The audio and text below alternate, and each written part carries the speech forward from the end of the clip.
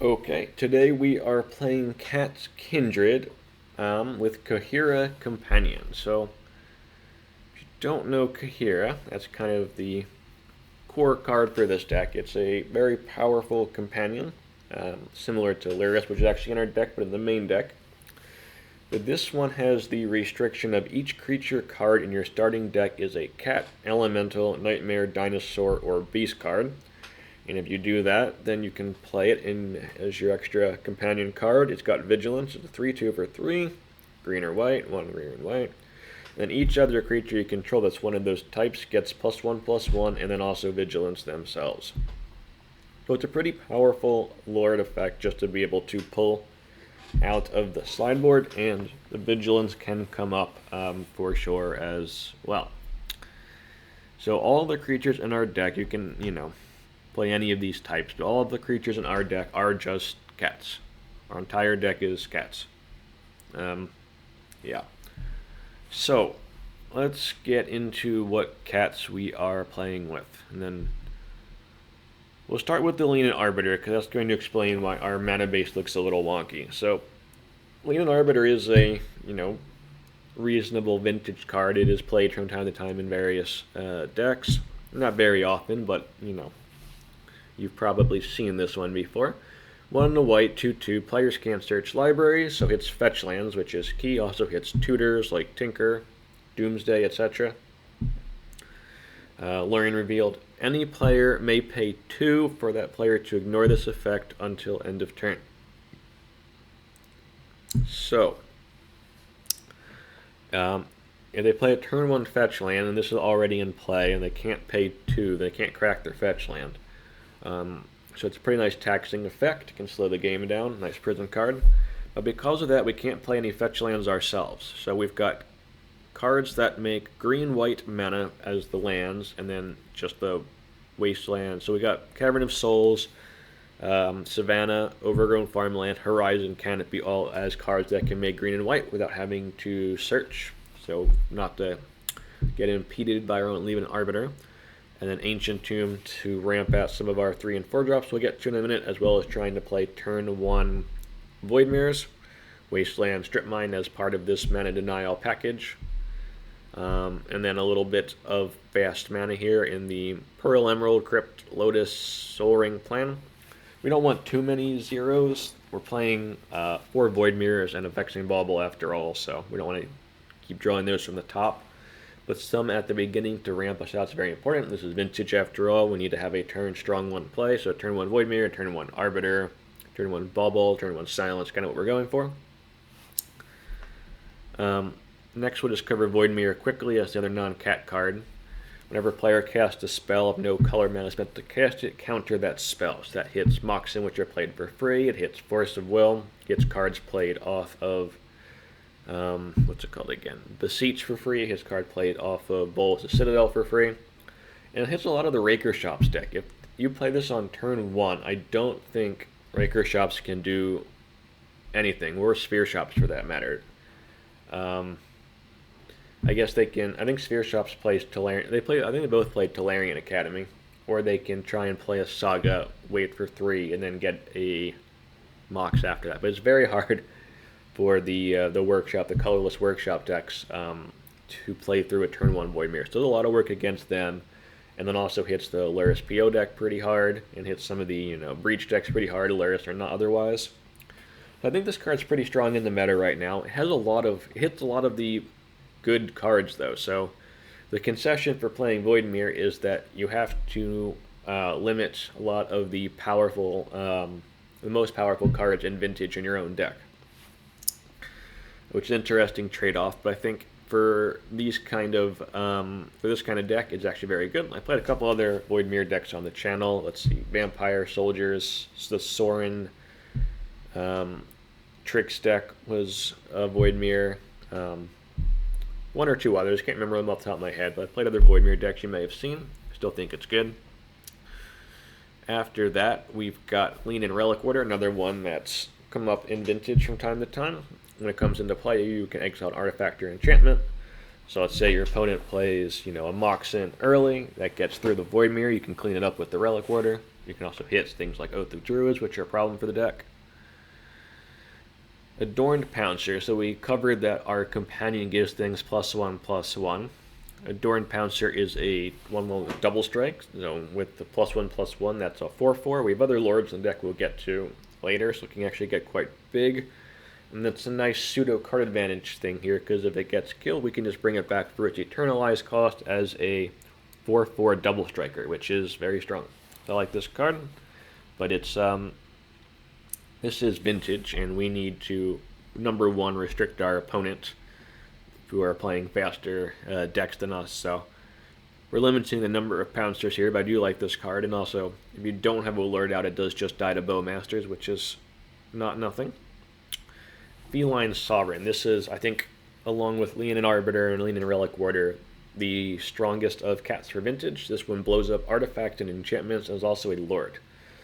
So for 2 and a green, nice off of Ancient Tomb, 2/3 +1/+1. Other cats you control get +1/+1, and they have protection from dogs. I don't think that's going to come up. But whenever one or more cats you control deal combat damage to a player, destroy up to one target artifact or enchantment the player controls. That blows up Moxen, that blows up lots of stuff in this format, so very good. Stalking Leonin is our removal today. So when it comes into play, 3/2 mana, 3/3, you choose a opponent secretly. I suggest choosing your opponent that you're playing against in the current game. And then you can reveal the chosen player and exile a creature that's attacking you. So that's quite good. So that hits a frog, whether it's flying or not. It can hit anything, really. So that's just a quite nice removal spell there. And then the creature sticks around too, so you can just kind of play this out early. And then if you need to use the ability, then you do. We're playing Lurrus in the main deck. It's a cat, but it's legendary, and we don't have a ton of, 0, 1, 2 things to play with it. But I think 1 is still reasonable. But I think this is kind of a flex slot in the deck too. Kutzil's Flanker. So we're mainly playing this as Graveyard Hate. At the bottom there, it's got Flash, which is nice. 2 and a white, 3/1. You can exile a player's graveyard. So it's mainly a Graveyard Hate, so hits, respond to Breach with it. Nuke graveyards from Dredge, which is pretty good, or, Counterbind sometimes. They got a bunch of stuff in their graveyard you want to clear out. Sometimes against Lurrus it can be relevant too. Let's say your opponent's, has stuff in their graveyard, not much in play. They go to play a Lurrus, we can hit their graveyard in response, which is quite good. And then if you don't need to hit the graveyard, you can either gain life and scry, which is not bad. We don't have a ton of selection and draw in this deck, so that is valuable. Or you can just make it bigger. So it gets +1/+1 counters for each creature left in the battlefield under control this turn. So let's say 1 or 2 of our cats die, we can bring this in as a 4/2 or a 5/3. Not bad. Kutzil Malamet Exemplar. Your opponent can't cast spells during your turn. 3 mana, 3/3. That's not bad. That goes along with our Cavern of Souls plan here. I'm not sure if I touched on this, but Cavern of Souls makes all of our cats uncounterable. I don't think I touched on Horizon Canopy either. This is a white-green land that does let us draw cards as well when we no longer need the land, so that's nice as well. But this is another bit of draw here. So whenever one or more creatures you control with power greater than its base power, so any of our Lord effects, so Kaheera, Feline Sovereign, we'll get to Arahbo in a second, but all those will make our creature slightly bigger and then turn this into a nice little draw engine. Arahbo's a new Foundations card that's pretty strong, but it works with cats. Cats is not something usually people are trying to play, but this card actually I think is pretty good. So 3 mana, 2/2 Lord. Other cats get +1/+1, and 1 itself comes into play. So right away it makes a token. The token gets boosted. So right away it's 3 mana for a 4/4 power, which isn't awful. And then whenever Arahbo or another non-token cat you control enters, create a 1/1 white cat creature token. So you bring this in, you've got your 2/2, you got your 1/1 that goes up to a 2/2, and every other cat you play after this makes a 1/1 that, gets the Lord buff. So quite strong. It is legendary though, so we're trying not to play too many individual copies of these legendary cards, but I do like this one quite a bit. Sovereign Okinec Ahau. Ward 2, 4 mana, 3/4. Whenever Sovereign attacks, for each creature you control with power greater than that creature's base power, put a number of +1/+1 counters on that creature equal to the difference. I don't really understand exactly how this works, but it seems powerful, so we're going to give it a whirl. And the ward's nice. No one's actually going to read this card, so that's just going to be secret. Leonin Warleader. I really like this card. And it can be quite powerful. So 4 mana, 4/4. When it attacks, you create 2/1/1 white cat creature tokens that are tapped and attacking with lifelink. We've got a lot of Lord effects in here. So we got +1/+1 counters, +1/+1, +1/+1. So this can actually get out of hand pretty quick. And they stay around. They don't go anywhere. They just are 1/1s that stick around as long as they don't get blocked or die or something, which is quite good. We don't have a lot of card draw and selection in this deck, so we need to be able to close out games. I think powerful cards like this are important. I was actually considering a third Leonin Warleader. I think it's probably the best 4-drop.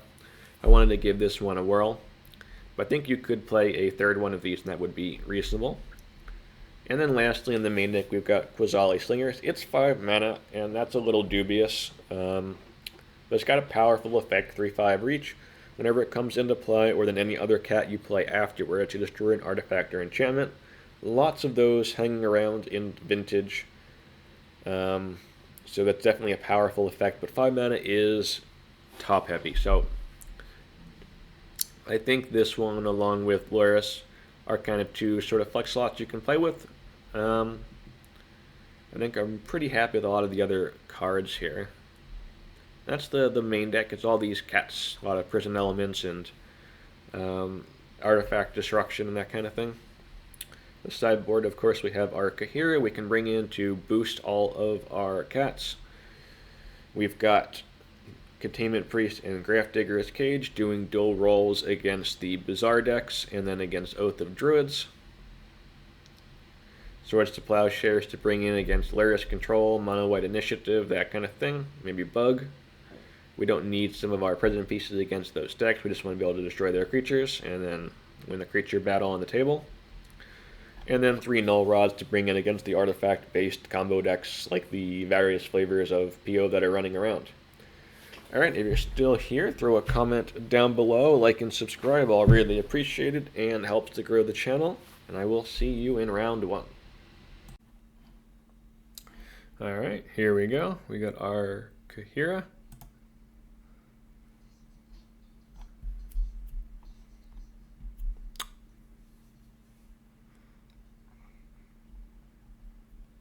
A multi-6.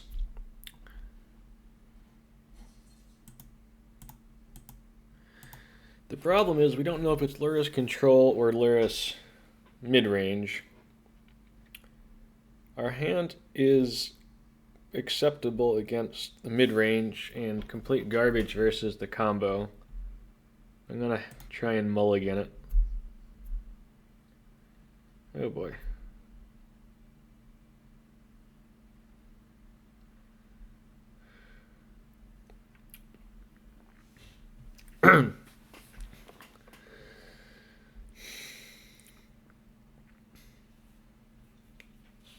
Well, we're just going to try and get lucky and just get a mana source.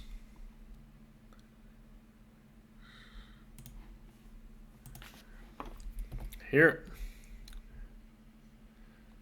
Tundra, Bauble. Okay, it's control. So, should have kept our first hand, I guess. Oh, okay. That's fine.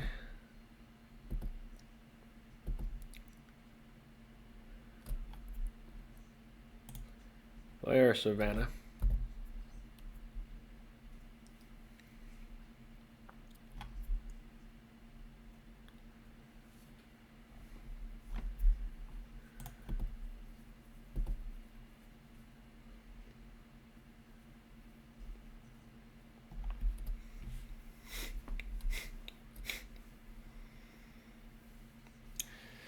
So,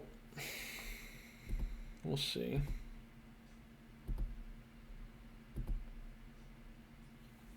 Alright, so we play the Horizon Canopy, and then we've got a choice of Leonin Arbiter or Voidmere.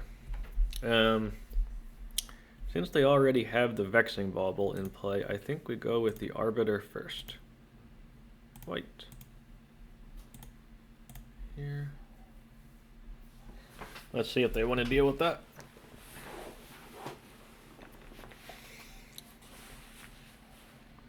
They don't.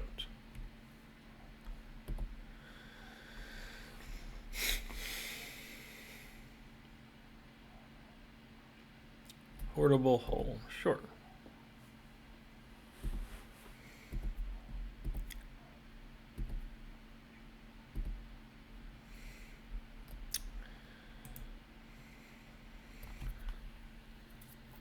You don't really want them to find.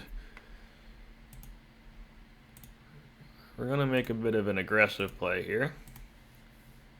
We're going to try and get rid of the hole.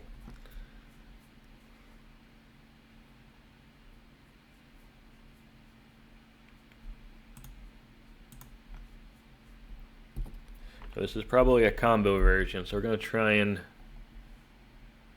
keep them off mana a little bit here. We can play this Sovereign next turn, and that can blow up the Bauble, which would be good.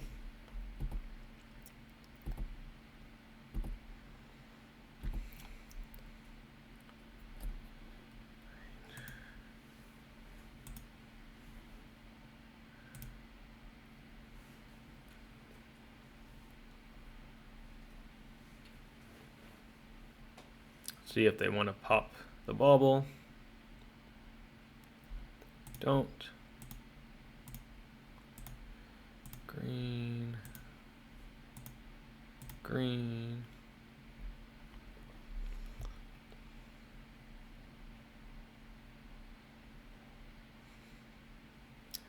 This will let us blow up the Bauble here. They'll crack it, but get rid of it at least.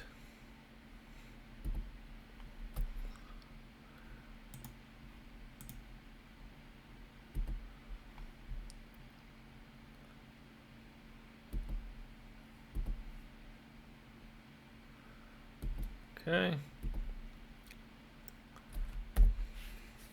We're just going to have 6 here. We can't do anything. They've got a fetch, but they can't actually pay for it. Yeah, so what they did was they fetched there, and then they couldn't pay for the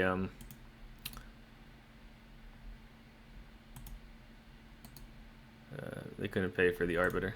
All right, so it begins sideboarding.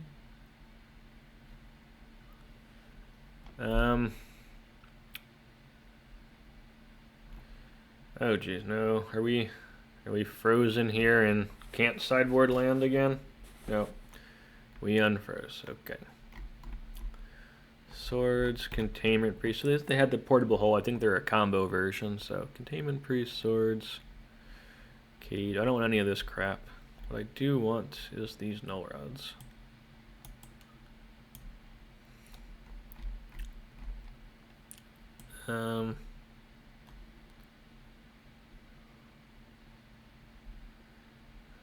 What don't we want?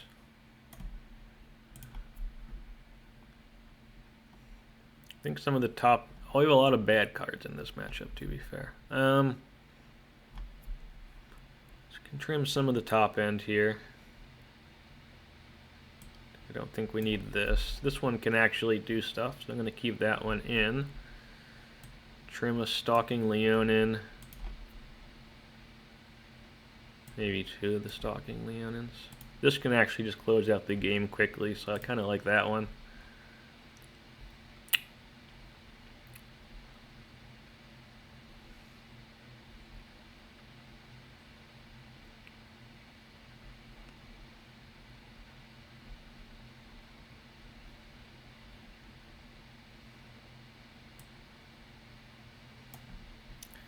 Actually, just kind of going to Swords for one of these. Not 100% sure how to sideboard here. Seems okay. Let's give that a whirl.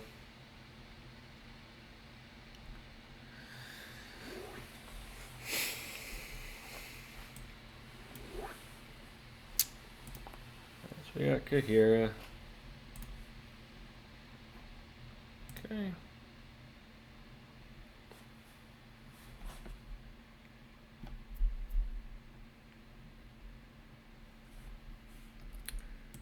Keep this.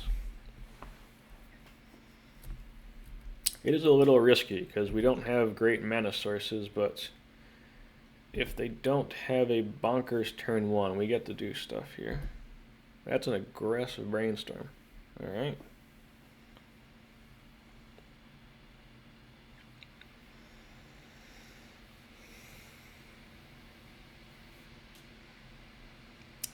We're really hoping that they don't kill us on turn one here. Killing us on turn one would be bad for us. If they don't kill us on turn one, we get to do some stuff.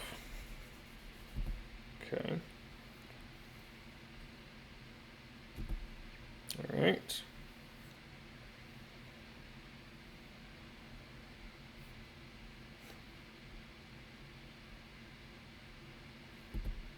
That certainly qualifies as an aggressive start.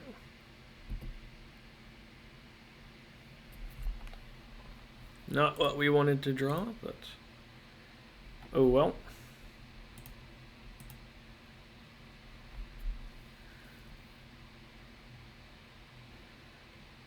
So 3, 4, 5, 6, 7 mana. 3, 4, 5, 6, 7. So we can go Void Mirror first.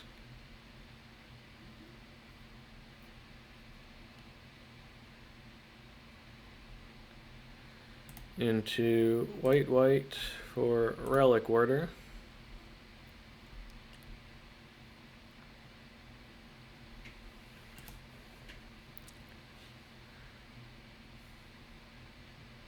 I think we hit the Soul Ring. It's either the Soul Ring or the Sapphire. Sapphire constrains them on blue, but the Soul Ring lets them play Pio. Pio's not great here. I think I actually do want the Sapphire. That way we find a Wasteland. The Wasteland's quite good. Makes it a bit harder for them to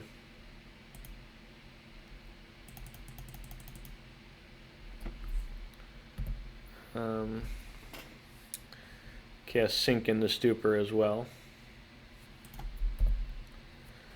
So they know we can't do anything here. It's just going to have 6.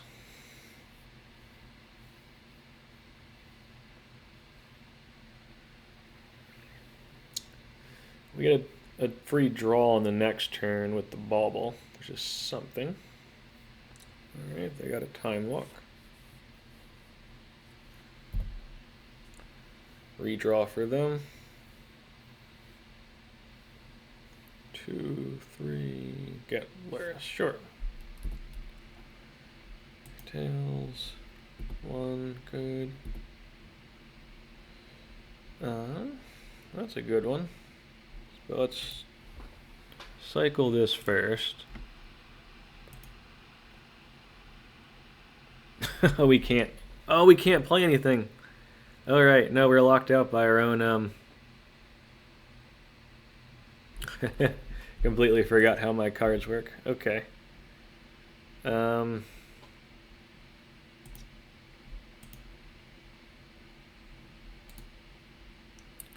Whoops.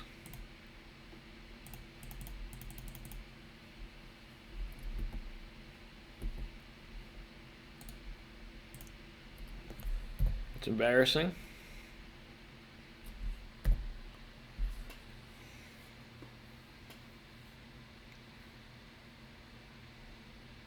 Now we're in real trouble if we don't find a mana source right here.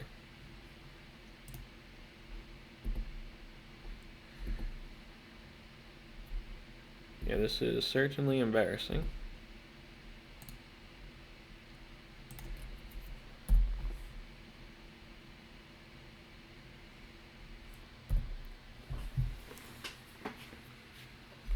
Yeah, definitely should have played the Vexing Bauble.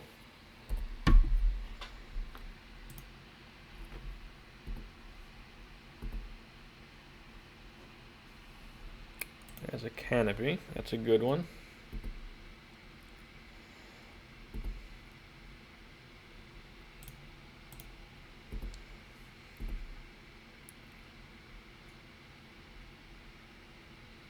Oh, no, that was dumb too. I am playing poorly. Oh boy.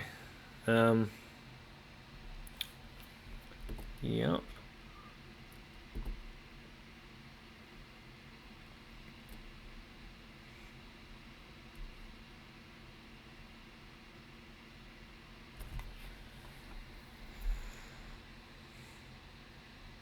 Wow.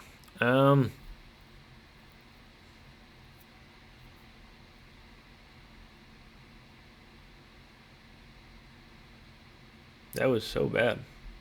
Alright,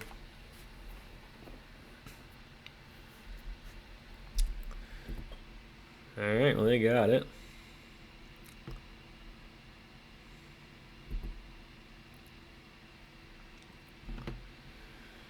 Boy.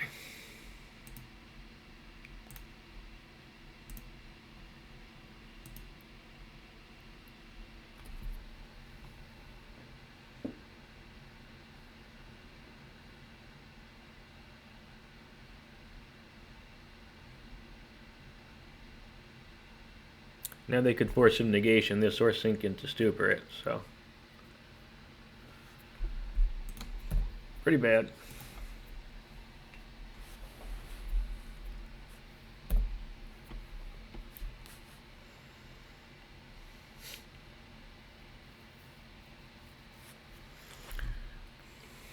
This is a comedy of errors for sure.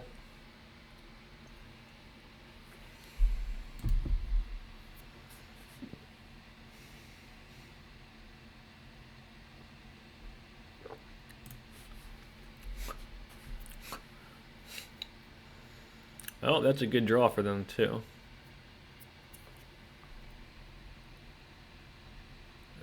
Wait, what?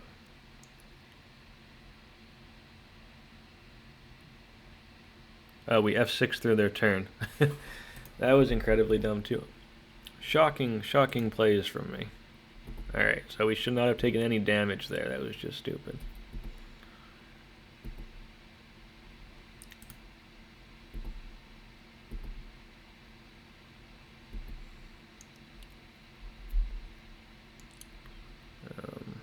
Embarrassing. Jeez.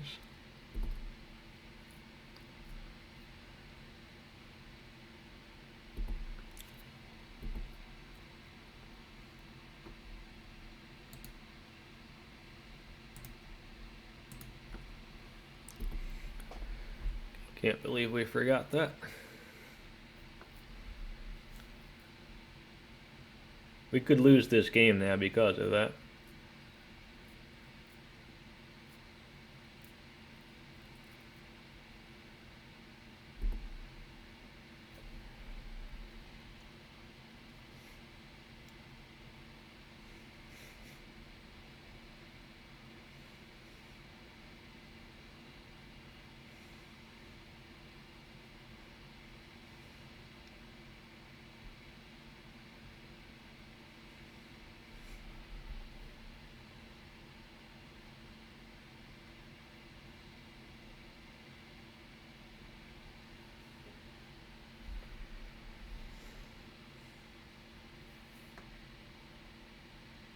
I didn't realize that F6ing through the turn would do that. I don't know why. Just did not click. Ah, and they can play stuff now. Oh boy. That's bad.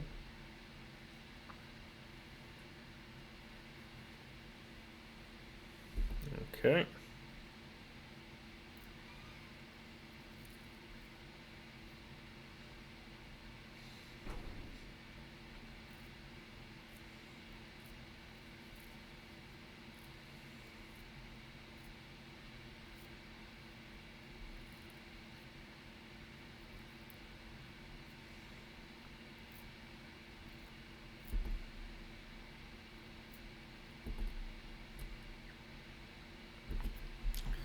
Oh boy.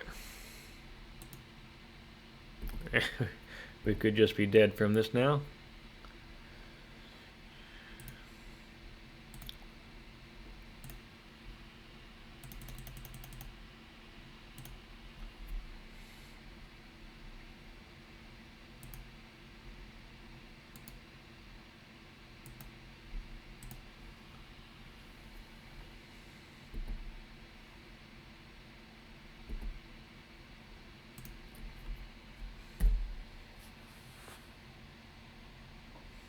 No, I should have hit the Tundra, because now they can play Lurrus guaranteed.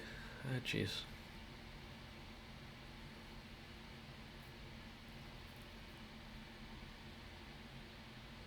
What are they doing? Oh, they just had Flame Manor too. Alright.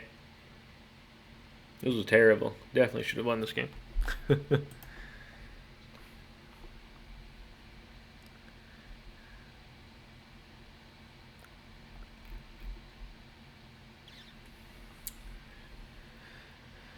Absolutely embarrassing.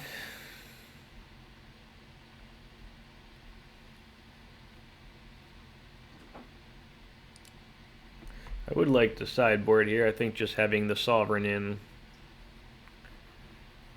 is arguably an improvement over the Stalking Leonins.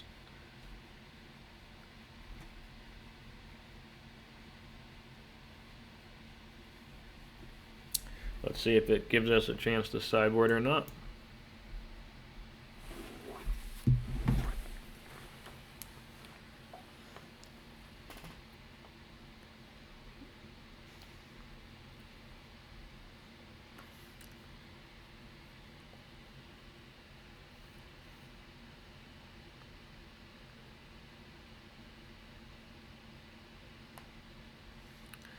We are unable to sideboard right now. It's all grayed out, but I would like to put in the Sovereign if we can.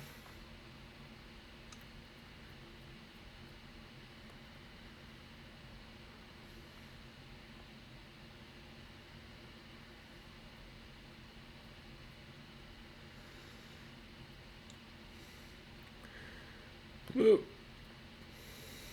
Does not look like we're going to be able to sideboard though.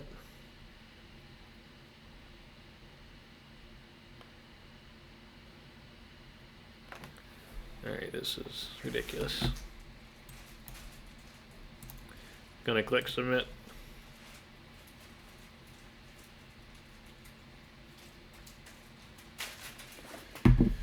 We would like to start, yes. We want our companion. Realizing there may be some mana issues in that deck. Maybe I didn't pull, maybe the sideboard wasn't quite optimal there. Alright, we'll give this a whirl.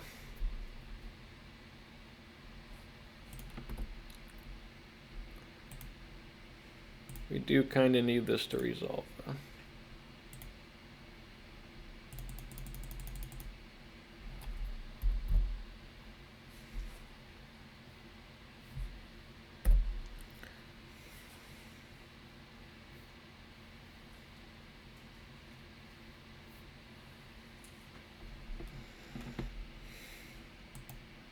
Could use the Wastelands and Strip Mines now. Those are quality cards at this point. I think we need to get something down first, so I am gonna play the Sovereign first before wasting them.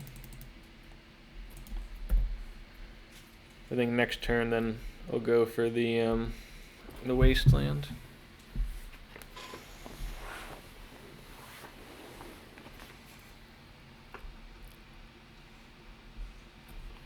Sure.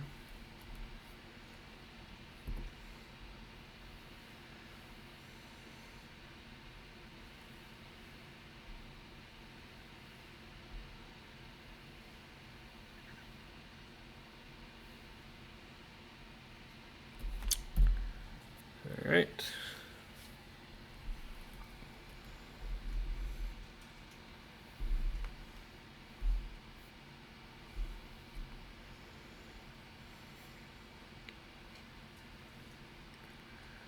Our mana base is very painful, so it's a little bit of a problem. I do think we just kind of lean into it at this point, though.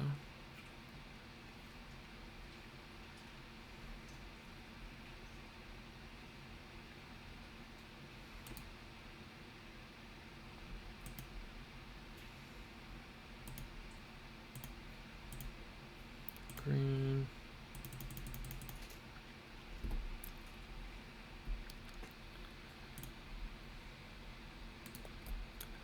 got double white. We're going to take the black source.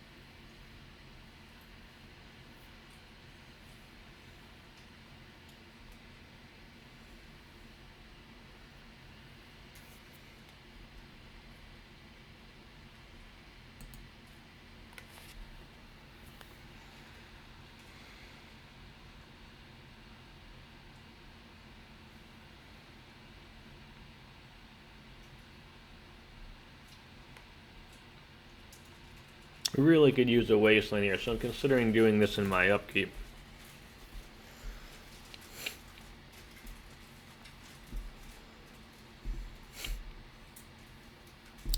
Because we can find a Wasteland or a Strip Mine in the top 3 here, which admittedly is unlikely.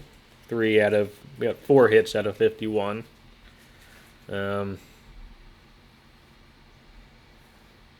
Just, who knows.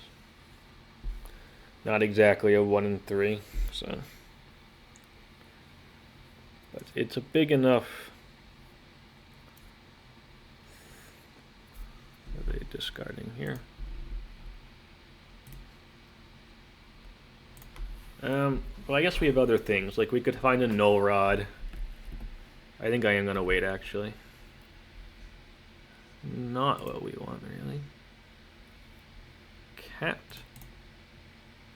Actually, is it what we want? What does this do again? Your opponent can't cast spells on our turn. Whenever one or more creatures you control with. We can draw cards, so we're going to play this one, I guess.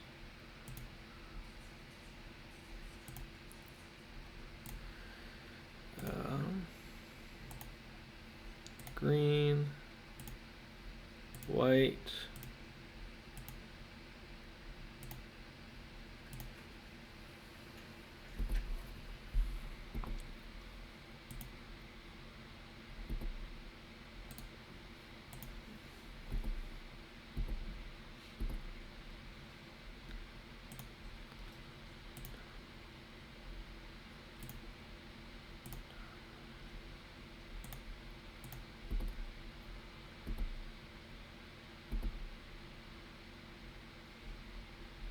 no, it's 1 or more, so we get 1 card.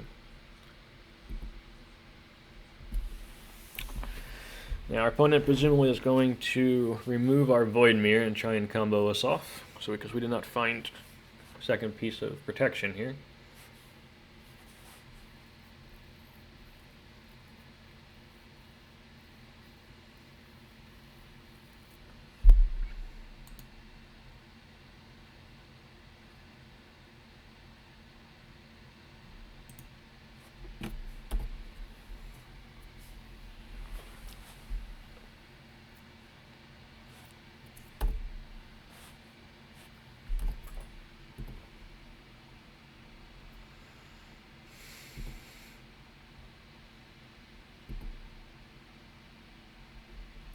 Can't cast that.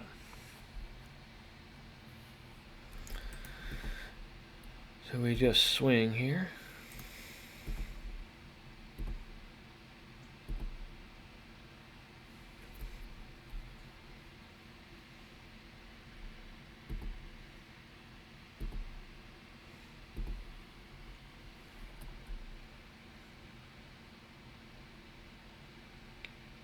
Sure.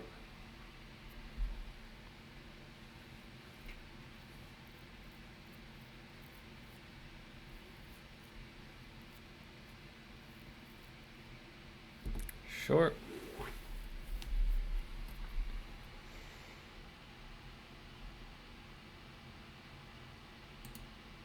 That's 3 and 3. So we can find an ancient tomb, assuming they can't. I guess they could find land swords off of this, or don't quite win off of that, but it's helpful. With the Kaheera, we give them all +1/+1. We could swing for 8.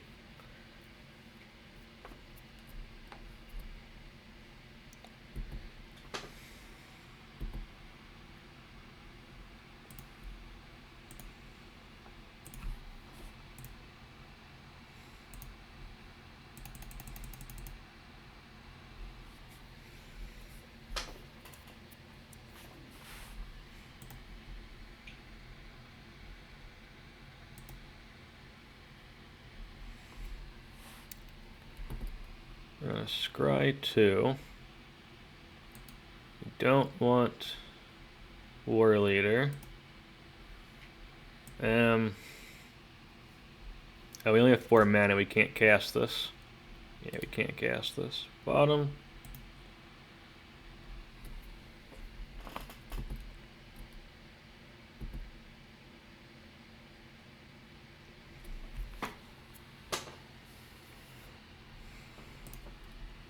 So, pay 1.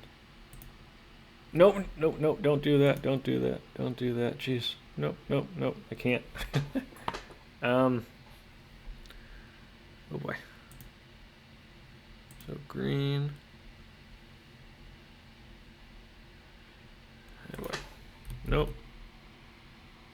Nope. Okay. We can play the bauble.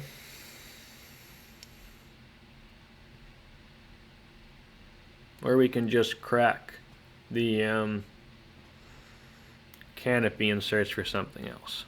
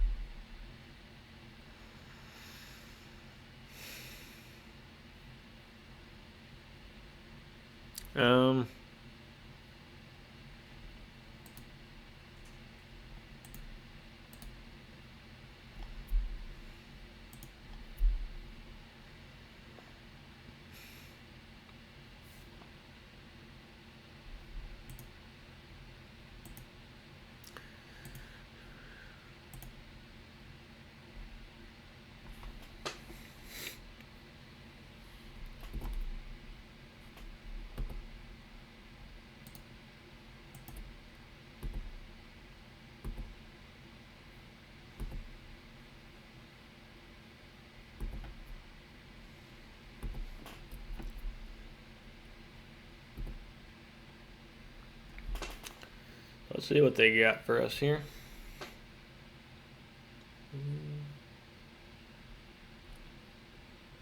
Stock up.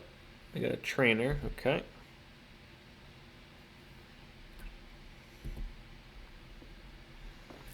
What do they get with the trainer?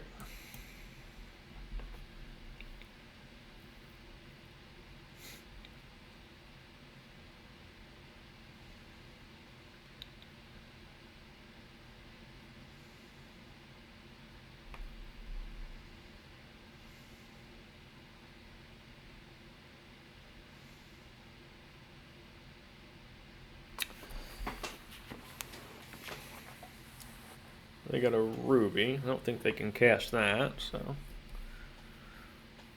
Not through double things here. Maybe they've got a way of killing both of them, but we'll see.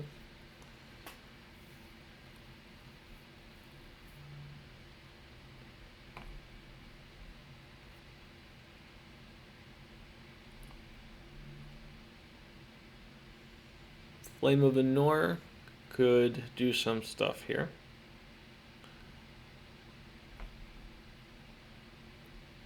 Flame of the Nor will let them blow up a creature and blow up one of our things. Yep. That makes sense.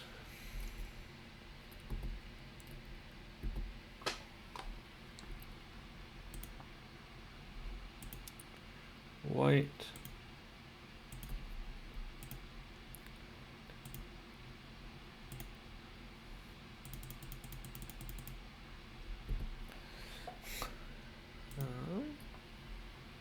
And we got it.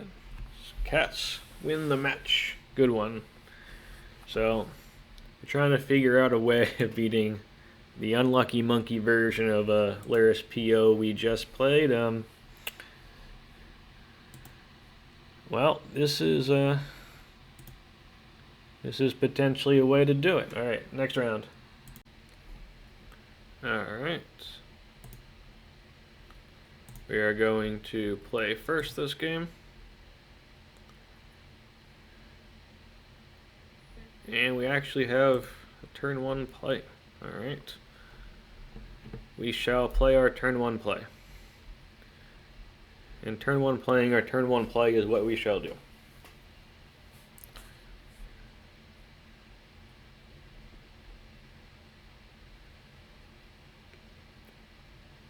And hoping that they aren't on Dredge and they're actually on something that gets affected by turn 1 Bauble. Because they're mulliganing and they didn't reveal a companion, so it could be Dredge. Please don't be Dredge, that would be very not nice. My hand's good against not Dredge stuff.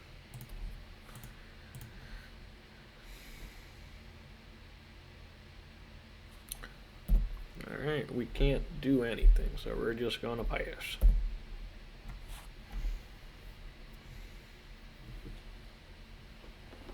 They've got a Wasteland. That's bad for us, if you're keeping track at home.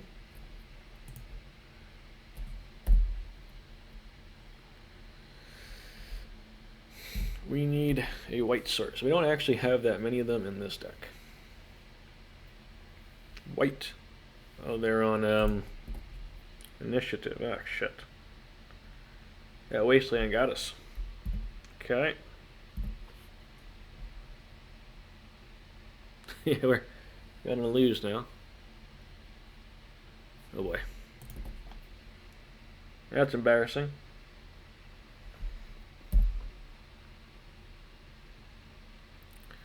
Probably should, end of their turn, crack this.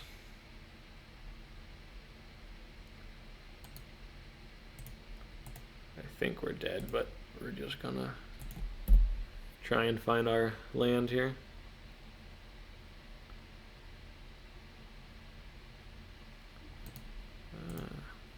I'll just concede to that. Oh boy. Okay. That's embarrassing. We're bringing our swords.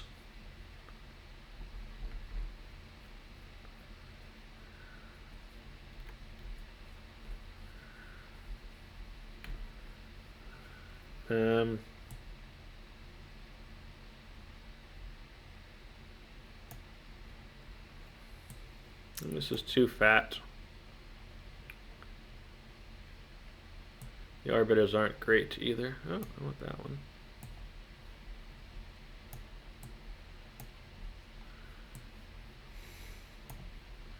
Arbiter, Containment Priest, Cage, Singers. I think I do want one Null Rod. I don't want the Deafening Silence. Another Null Rod. This plan obviously did not work game 1, but a lot of times Mono White Initiative struggles for mana. If you can shut off their artifacts. That game obviously that did not happen, and that is possible, but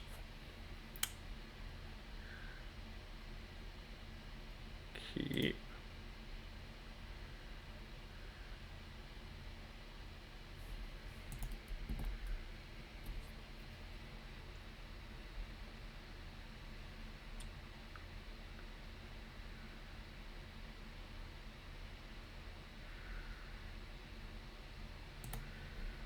We're just gonna play this one first. If they Wasteland this, I don't care.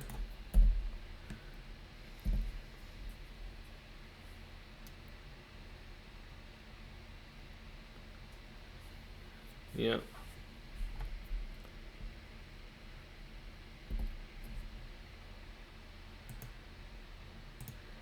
Yeah, we can pop the bauble next time we have free mana.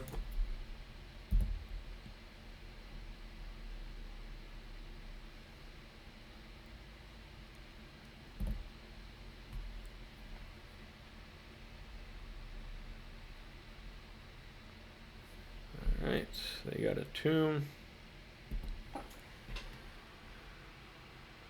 I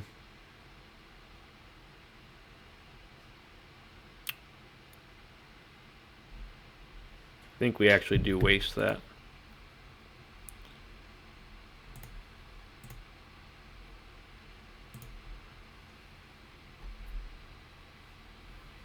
Yeah. I think we have to keep them off mana. Because they have a natural white source there that would have been bad for us.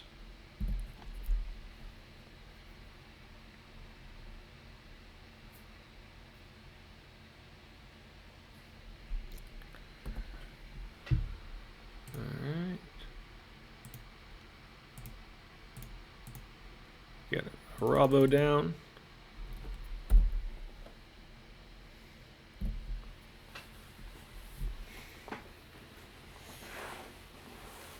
Get our cat attack going. Cat attack, cat attack. Cats, cats, cats. Short.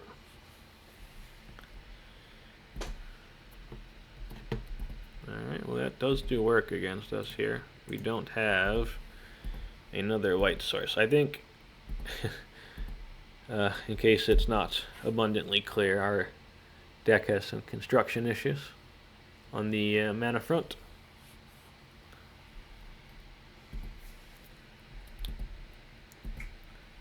We actually do have a lot of just normal lands that even just a Wasteland or a Strip Mine could do work here.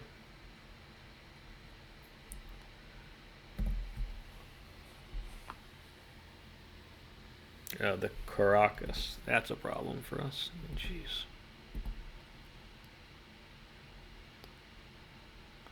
Yeah. Embarrassing. Oh boy.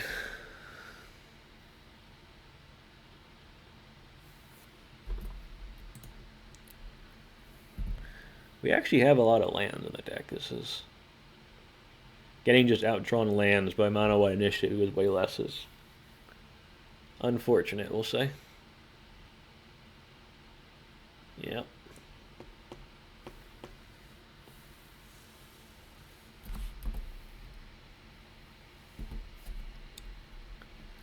Alright, that's a little late.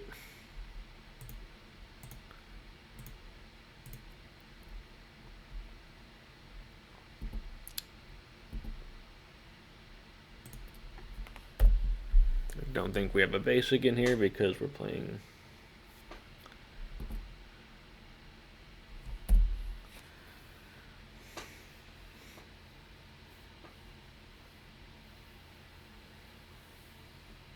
we got a Dungeoneer.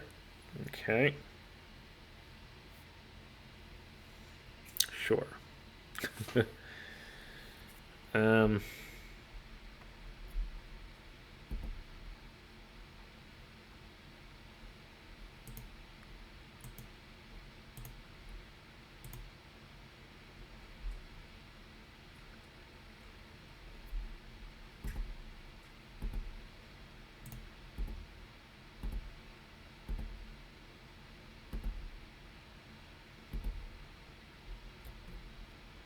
We have to find more lands.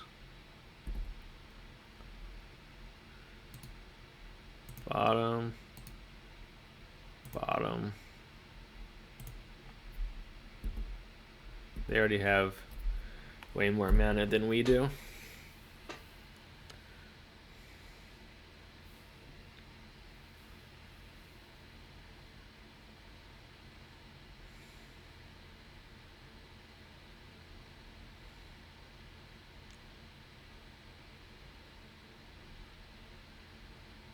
Okay. Now I feel silly for some of my choices, but oh well. This game's closer than what I thought it was gonna be. I thought we were dead for sure.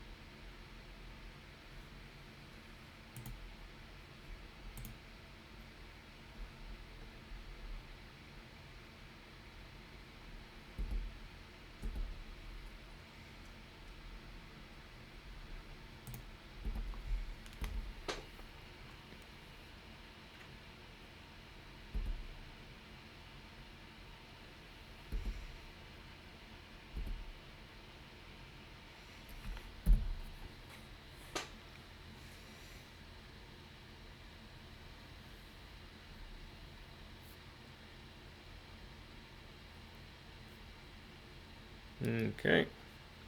Now we need a land. Any land will do, but we could really use a land.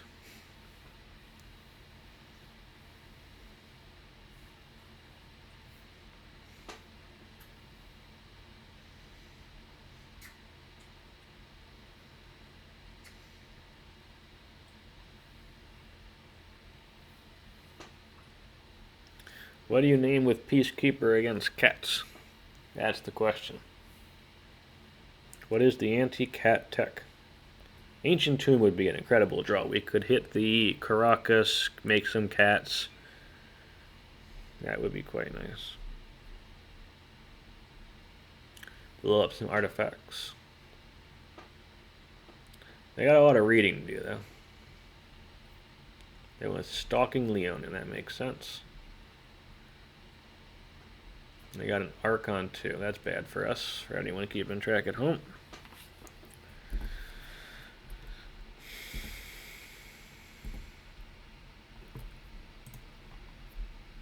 Oh shit. That's really bad for us. Fuck.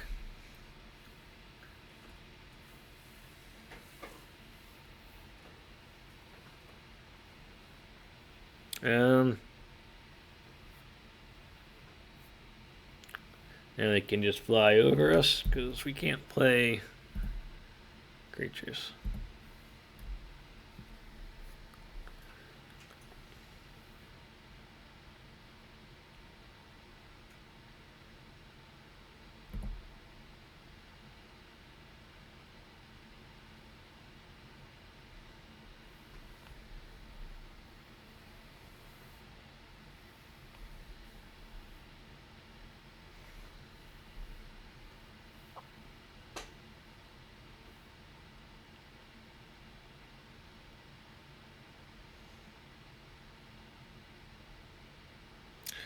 Well, I think we're in trouble here.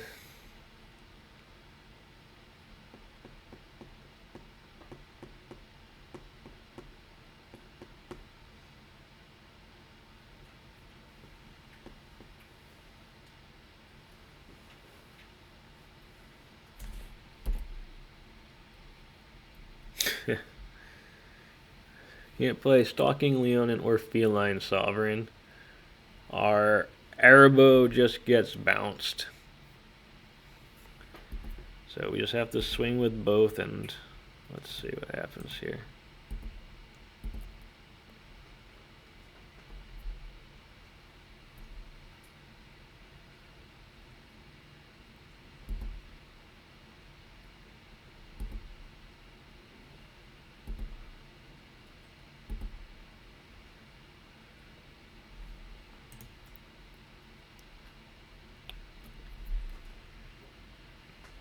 Oh, they still... No, we can't. Still can't play anything. Feline Sovereign and Stalking Leonin. Disgusting.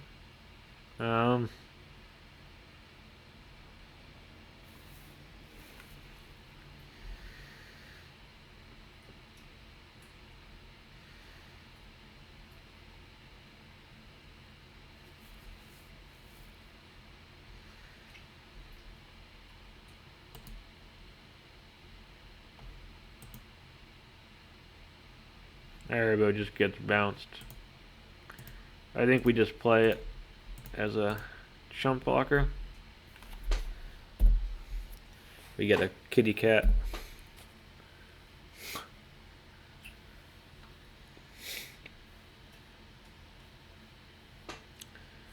Yep.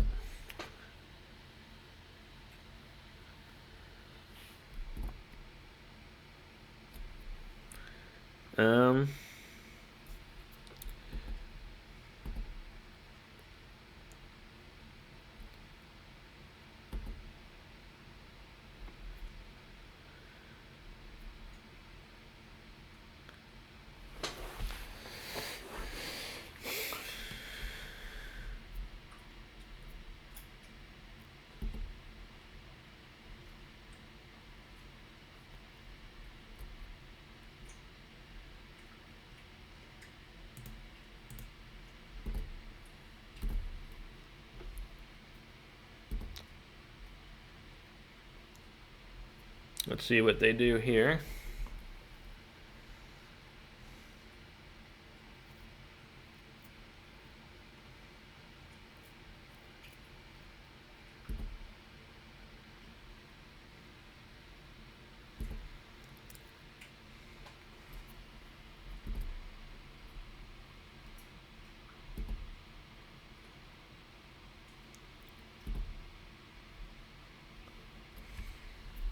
We still can't play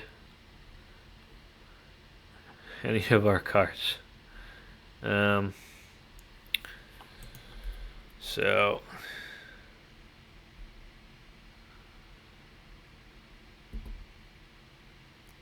I think we just hold the Kutzil's flanker.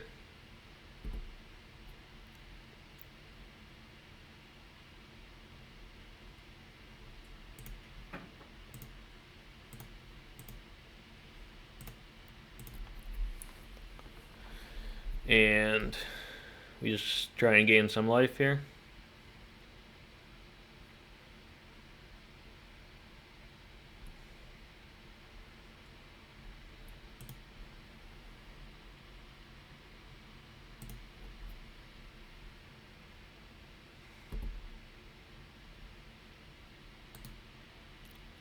Bottom, top.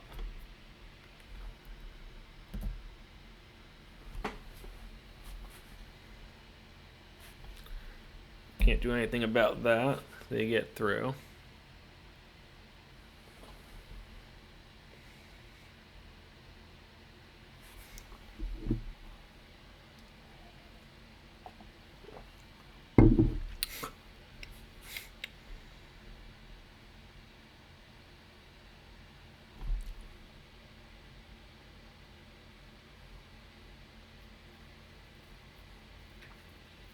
It looks like potentially not swinging with our cat token could kill us, which is embarrassing.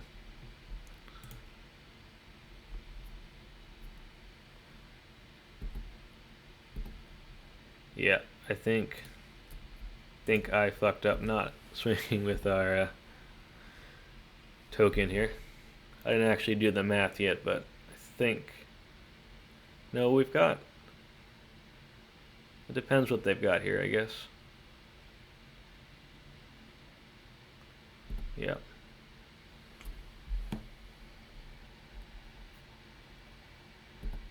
Sure. Hey, we won. I can't believe we won that. Alright. Not bad.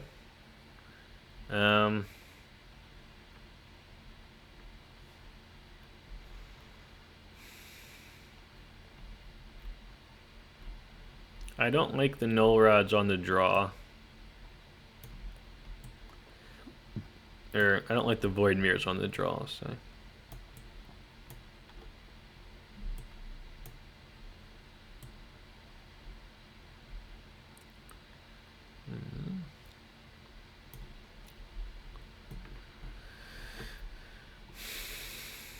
Got a lot of bad cards, to be honest. Maybe one Bauble is okay.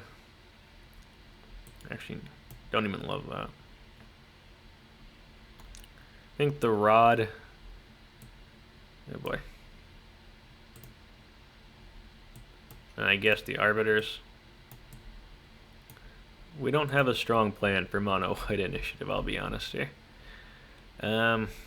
You're just hoping to not play against it.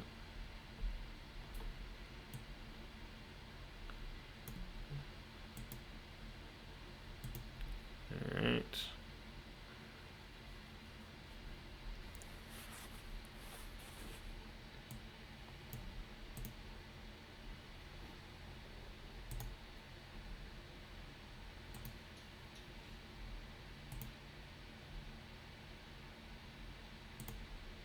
Probably should have the Void Mirror still in here.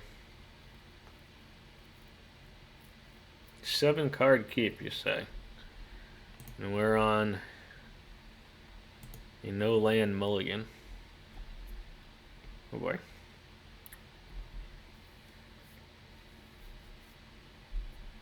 I guess. Need a lot of help. Need a lot of help here. Oh, fuck.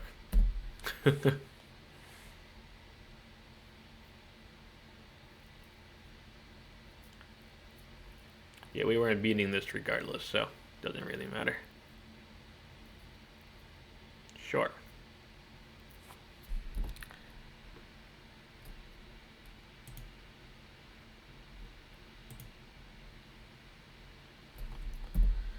Maybe I should have just played the Wasteland.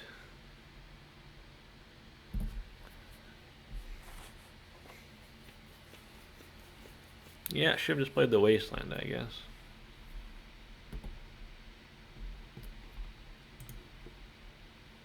Well, I feel silly now. And that should have actually just been the Canopy to remove the stupid Chromox. I am just not playing well.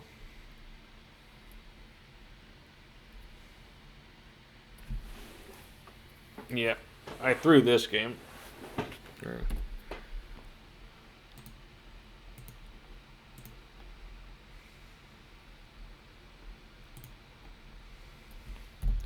Potentially through this game. It's not quite over yet.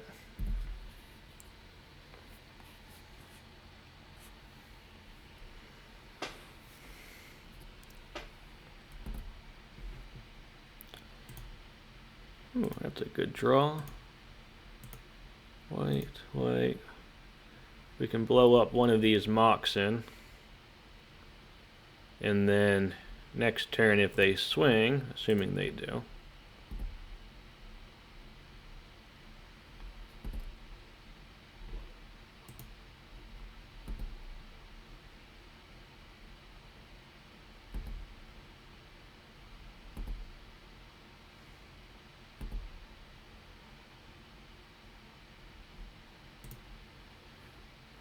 Okay.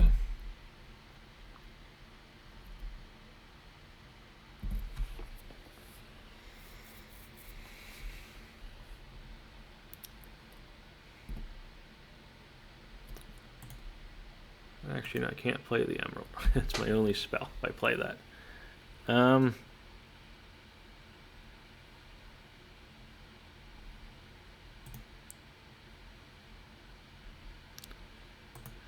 think I got to get rid of their lands here.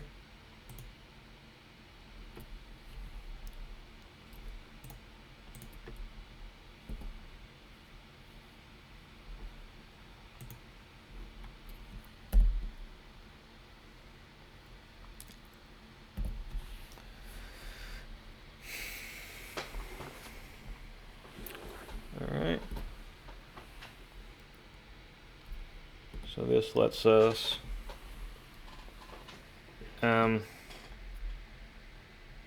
we could Swords it, play the Emerald. I think Swordsing it's worth it. Our mana base is pretty painful.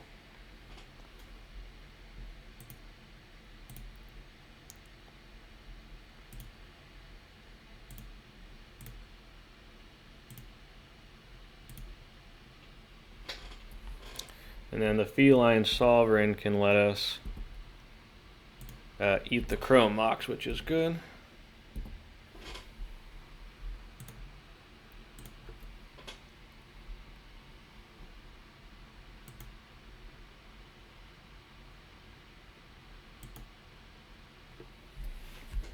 We lagging here?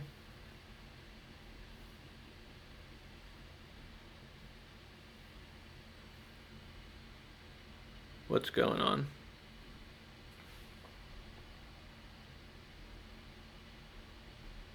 I think we're lagging.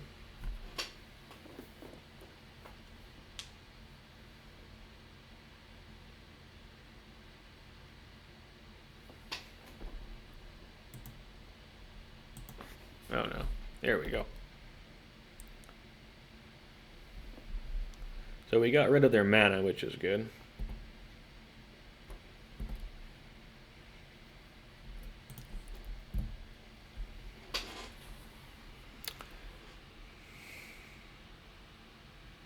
And we got there. That's pretty cool. Alright, so I thought we were super dead in that one, but we rallied. It was pretty nice. Alright, and on to the next round. Okay, here we go. We got an interesting hand here. We've got a turn 2 Arbiter, return 2 Sovereign. Our opponent mulligans. We don't have a turn 1 play unless we draw. We could draw a Voidmere, but it's not even that amazing on the draw. So I think we just keep it and hope that kind of a fairer start can get there.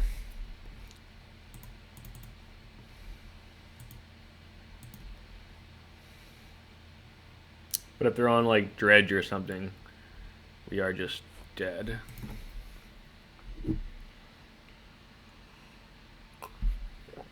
Yeah, so like mulliganing to Bauble doesn't stop this.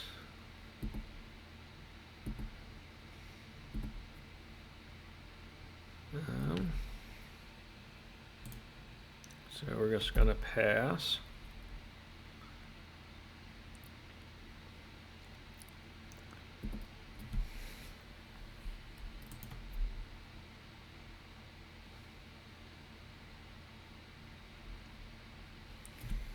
Yep.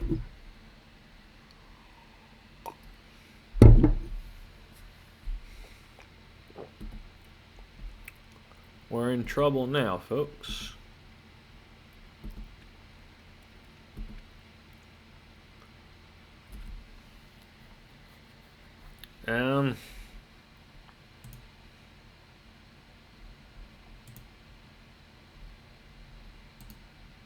Lagging a bit here, trying to play our Ancient Tomb.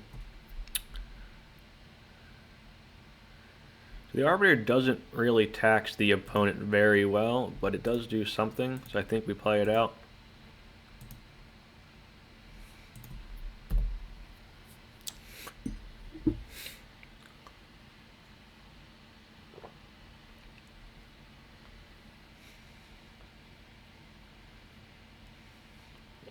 They just have hard cast Force of Will? Okay.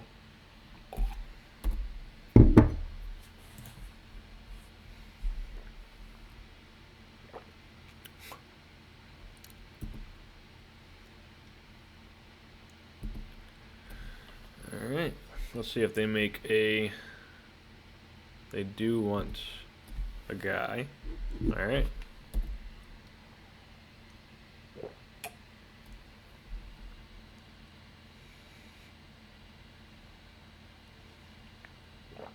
They want a top short. They want to spin top.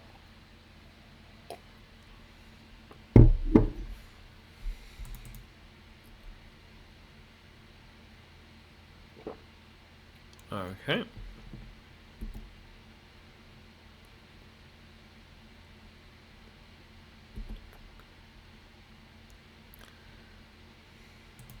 Yeah, that's a problem.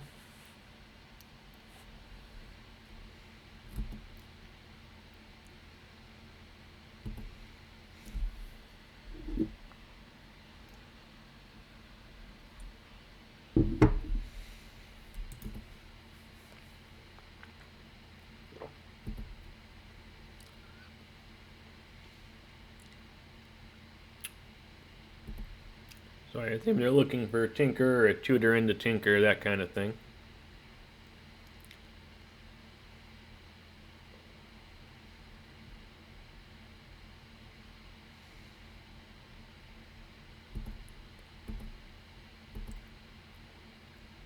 Taking a big chunky hit here.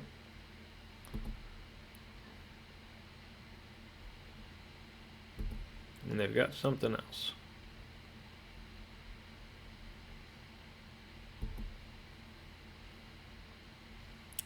Do they want a recall or do they want a Force of Will? They want a recall. At this point they know we don't have interaction, so it's going to have 6.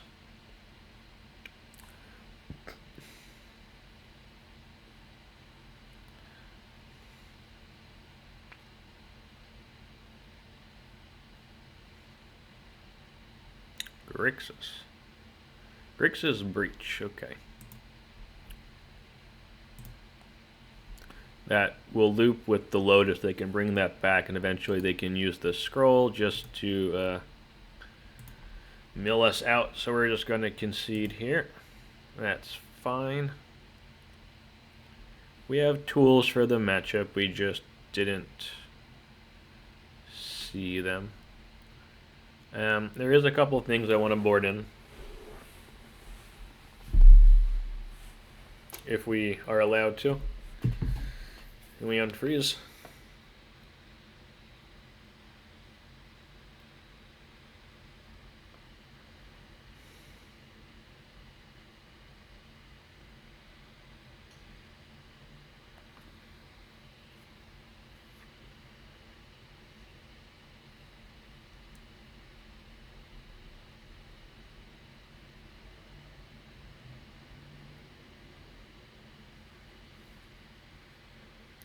Looks like we are going to be stuck here. Oh, no. Alright, so we can try and hurry up here and board some stuff in. I think I want the Null Rods and Grafdigger's Cage. Maybe even 2 cages. Gotta go quick, gotta go quick, gotta go quick. No on the Pouncer. Quick, quick, quick. I don't know how much time we actually have. 3 more cards. This one. That one's fine. Yeah, actually, this one's fine. Maybe these 2. Gotta go quick. Come on, come on. Okay. Alright, so we're going to play first this time and try and play artifacty haymaker-y cards and win the game. Oh boy, that's terrible. I mean, it's tempting because we can go waste and strip, but I don't think that's... We've got waste and strip and graveyard hate.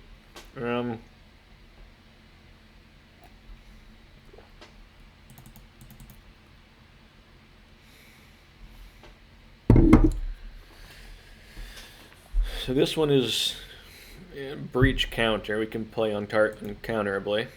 And we've got waste, then strip.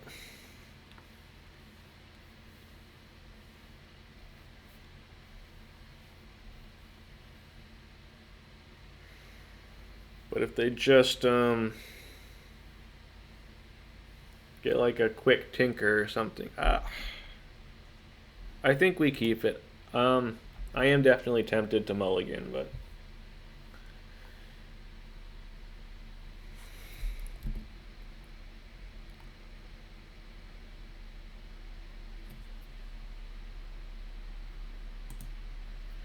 so we're just gonna hope they go land pass or land Mox pass, something a bit slower. Ruby's bad, that's an on-color Moxen. Petal's bad.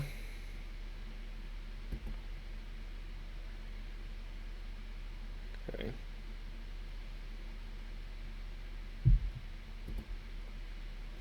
So, I really hope we can survive this turn. That's important. But we do have a Wasteland if we can survive. Ah, fuck. Just gonna F6 here.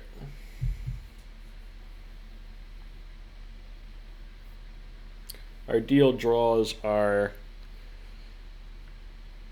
Pearl, Lotus, Void Mirror, Vexing Bauble. We have a lot of good draws. They've got a Tinker on turn 1. Jeez.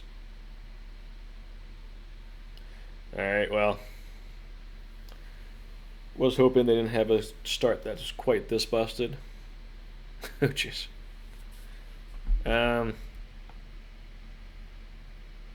guess we do technically have out to that, so we're just gonna keep going here.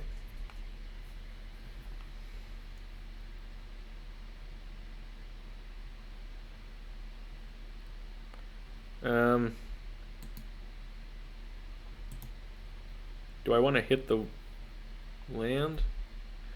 Or do I just want to scry?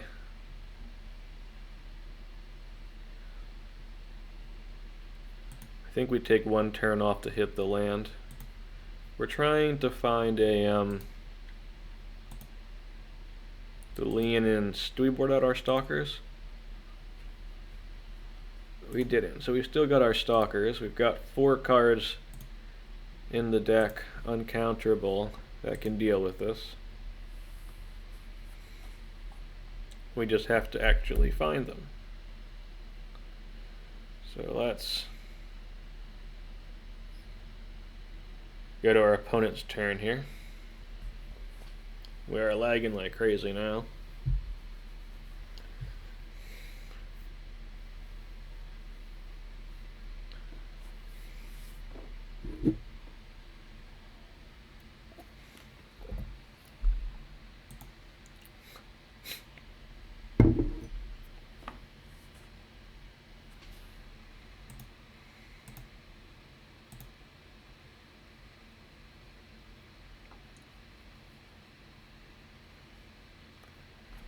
Okay, Stalker.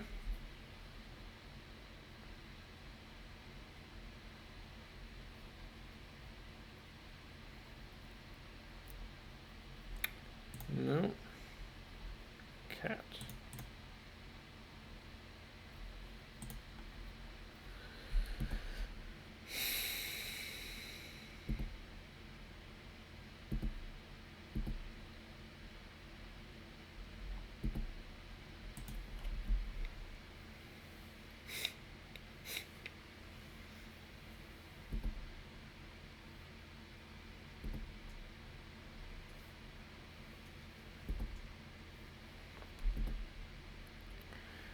We have to keep the flanker up because I think if we they play a breach, we actually have to white. So anything that's not specifically the stalker, we have to put on the bottom. The stalker can kill the scry too. Okay. Actually, does the Relic-Warder work? That's an artifact, right? So, bottom.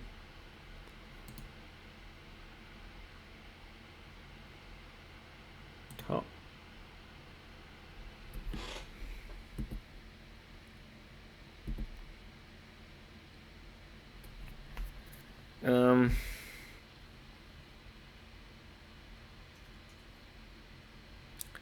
So I guess the question is,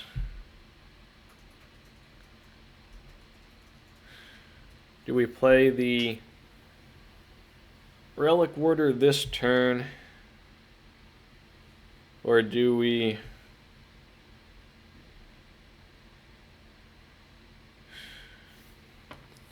strip them? I think we have to play the Warder this turn because we go to 2 and then we have to, I think we have to take a turn off, sadly. Cat. White. But if they have a removal spell for this, was just, we're in trouble.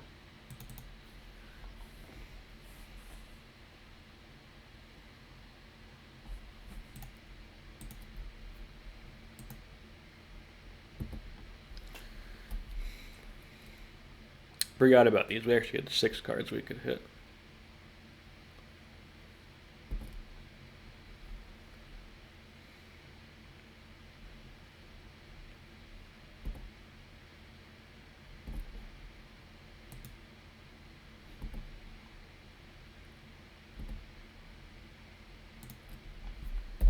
So we can strip them next turn.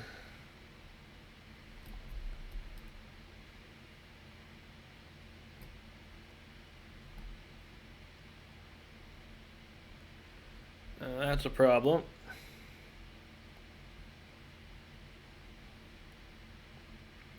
Fair enough.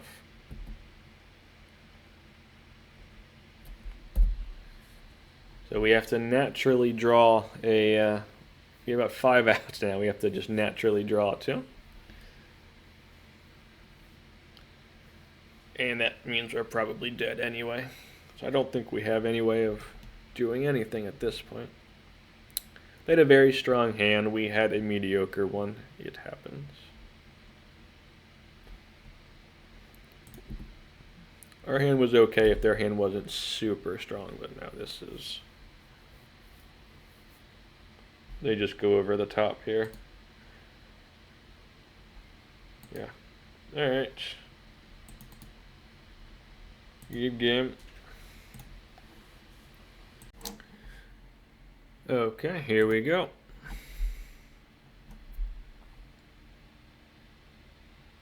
We've got Voidmere, but no way of accelerating into it.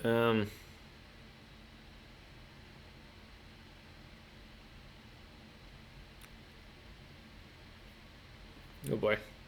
I think we keep. Just hope to try and find some acceleration. It does look like we're against Dredge, though, and that's bad for us. We don't have a Wasteland. Maybe I should have mulliganed, I guess. They're on Dredge, we're in trouble. They're not on Dredge. Interesting. This looks like Doomsday now.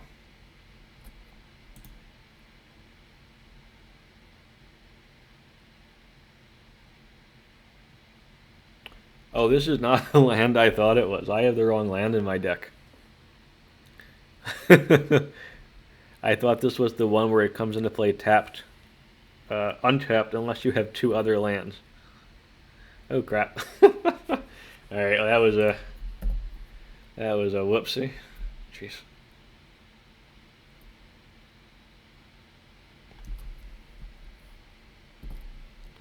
Well, that's embarrassing.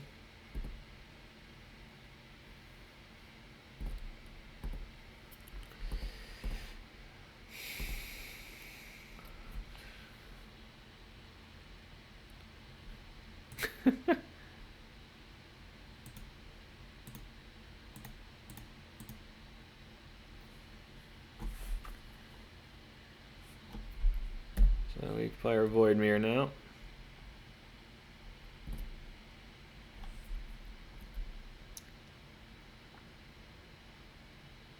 Sure.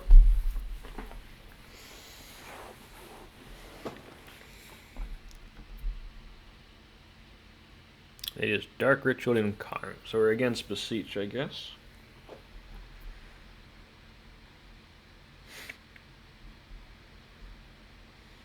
We got a ring. Alright.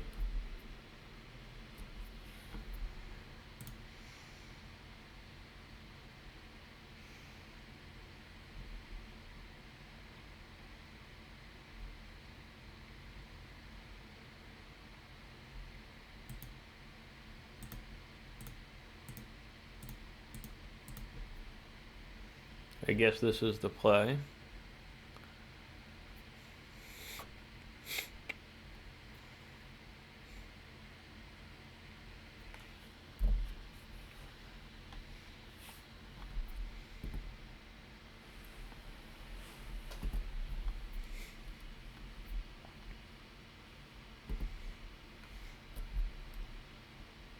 Ring.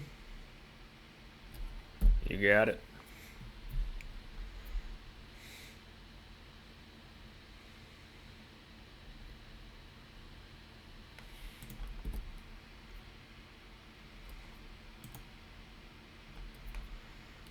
This costs 5. We can't play this yet. I think we swing at Karn.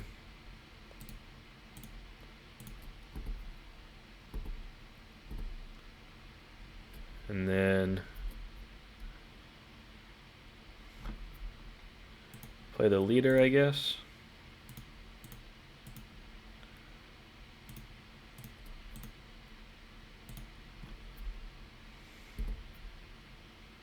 I think this presents lethal next turn if they can't handle it.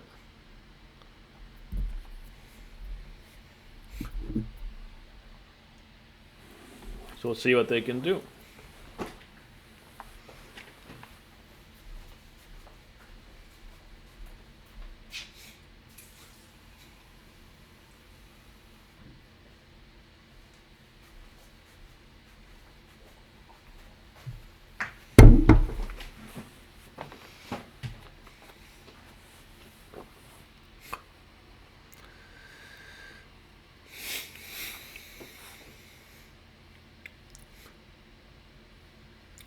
They got 10 cards, so I'm assuming they can just kill us, but let's see how they do it. We're playing New Ring. A New Ring would be fine for them.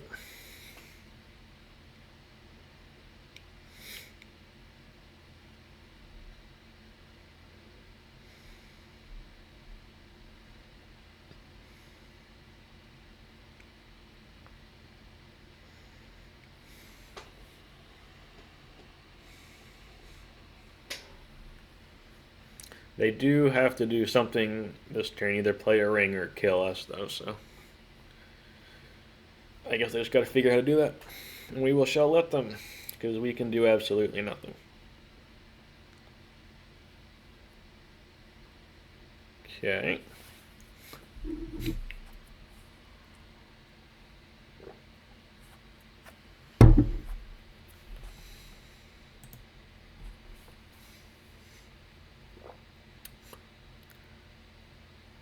Yeah, you can't do that.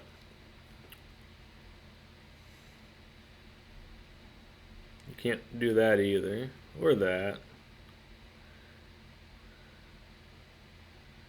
So they're getting Storm, though, which is why they're doing this. They're going to try and Tendrils us, I guess. But they need another mana, so Dark Writ, Tendrils, 14. Doesn't quite kill us.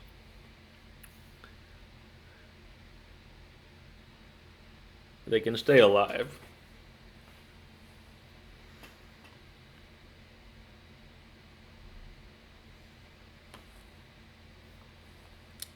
Alright, I guess they didn't have a line to win with Tendrils, but presumably what they're going for there. Alright, so we want to bring in Null Rods. And how does Grafdigger's Cage work? Players can't cast spells from graveyards or libraries. So I think that doesn't do anything against Beseech. Well, I guess it hits the... I'll bring in one, because it does hit the graveyard. It hit Yogg-Will, it hits some Tendrils. It hits some things.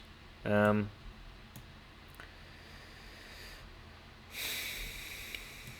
don't think the Stalking Leonins are very relevant.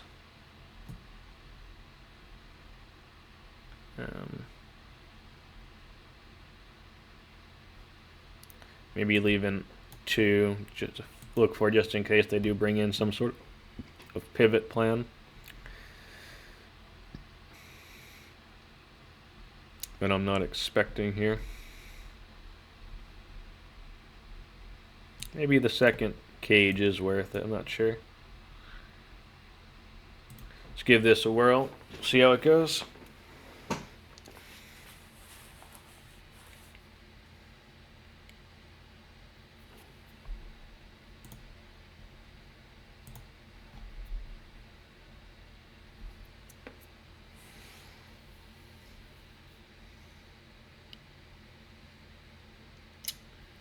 Well,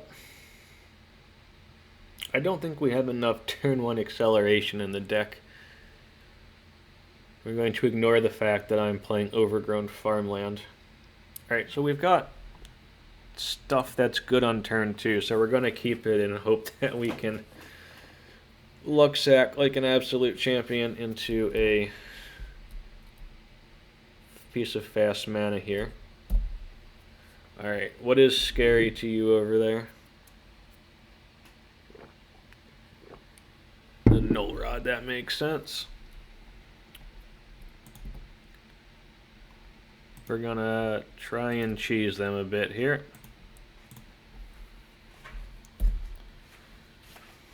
We're still trying to draw a Mox next turn. That's our dream. Well, they don't have lands, so that's good. Mox.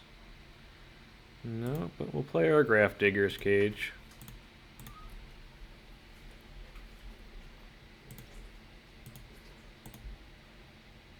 And they force that, pitching a Consign. Okay. They have a Mana Crypt. And a Lorien. See. Recall. That seems pretty good. Alright. The tables have turned, it seems. Cats.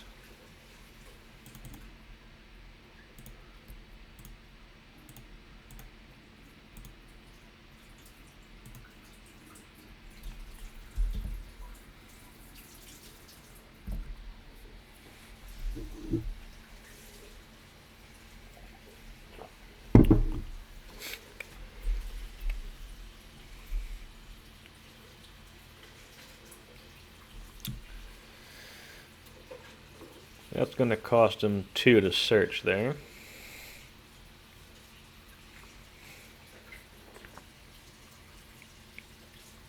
It's good for us. If you're keeping track at home there.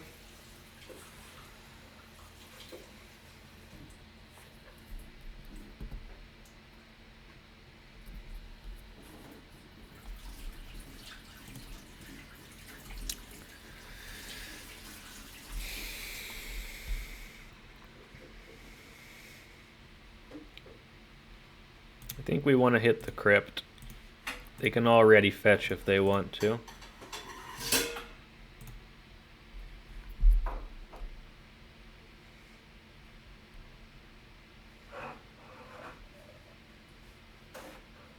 Let's see if they've got removal.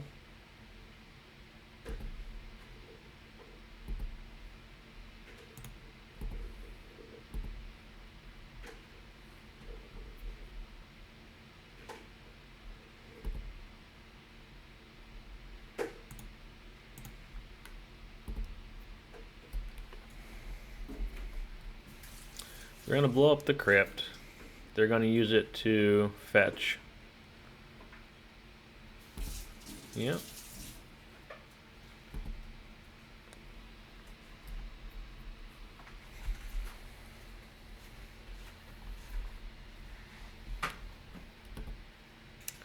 The next turn, if we survive, we can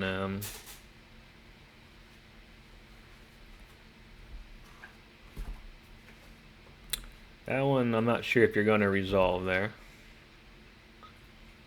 That was interesting.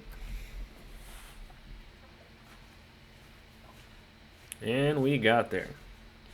Alright, nice, very nice win for the cat team there. Happy with that. The combo of Feline Sovereign and Leonin Arbiter not searching and destroying artifact champions, doing a lot of work. Alright, good round.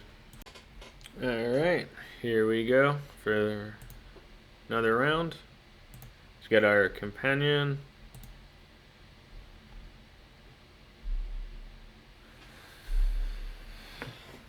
Let's see if our opponent's got a companion too.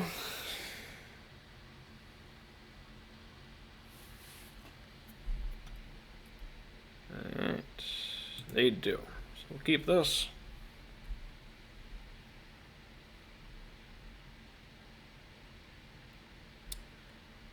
And we have to remember that I'm playing the wrong land here.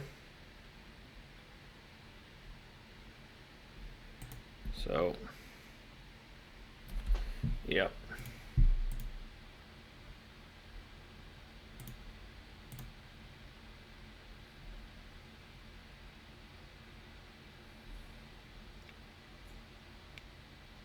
I think we still play the canopy here.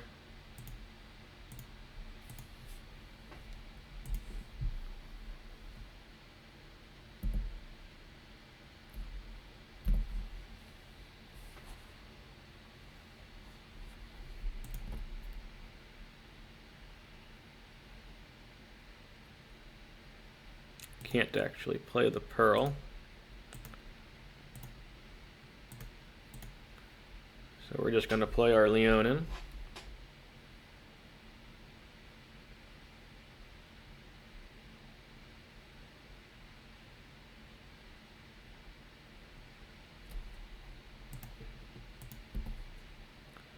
We got them.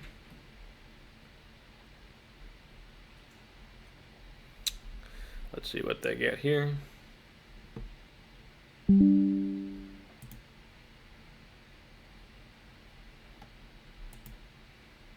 They got a basic island, that's fine. And they recalled. That's bad for us. That is bad for us. For anyone keeping track at home, that is bad for us. Let's not forget about our companion. Pop it out here.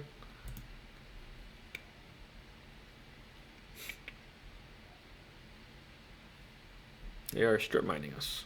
Okay. Interesting.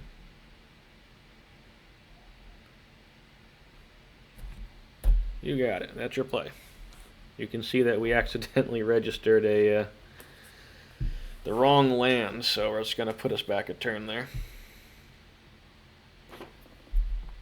Let's see what they discard. Spell Pierce, Force of Will. Okay. This is embarrassing.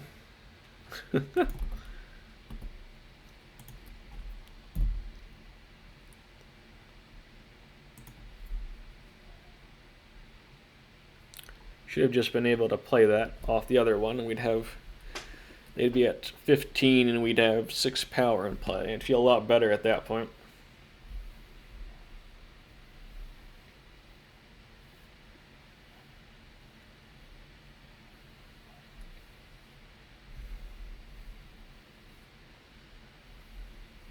I want them to play an artifact as their only card. That would be perfect. Are they considering tutoring for something? They have to be a mystical or a Lorien, maybe?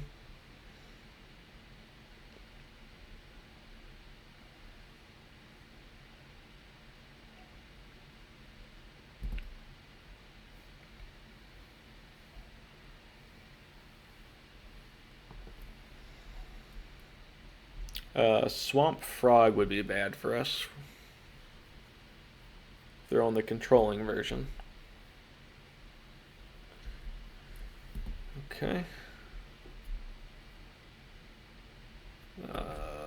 That's bad.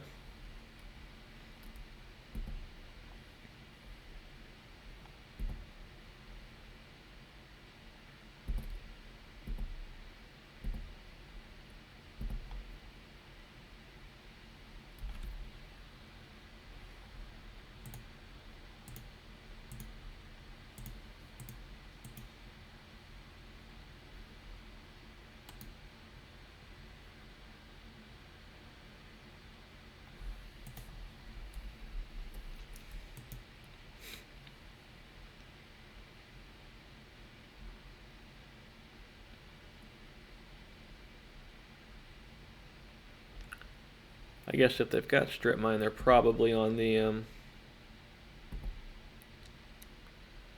hopefully they didn't read Sovereign. If they read Sovereign, they should block here. Make a token and block. They read Sovereign. Oh, they've got a Orc. That works too.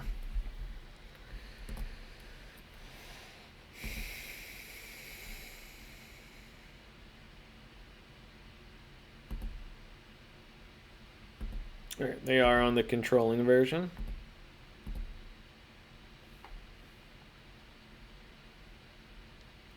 They don't want a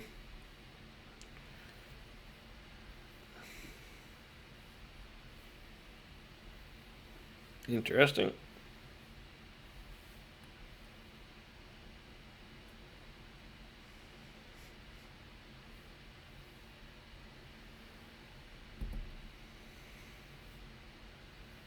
Interesting.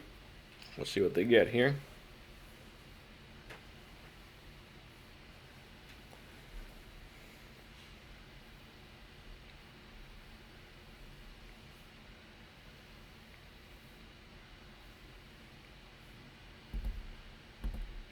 Wasteland would be a sweet draw here.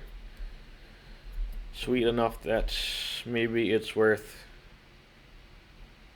Kutziling in our upkeep to try and find a Wasteland or a strip mine.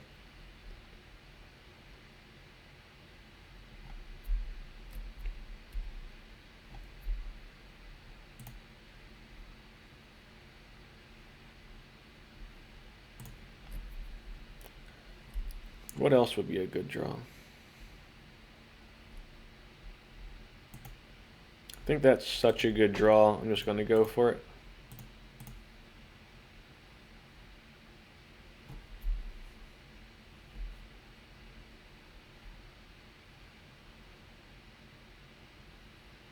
They might have just gotten swords, though, to be fair.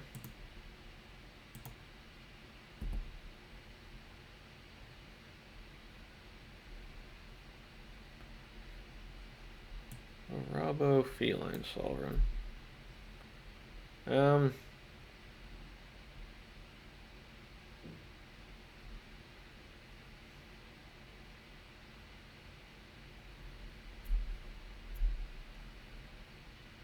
Now I feel silly.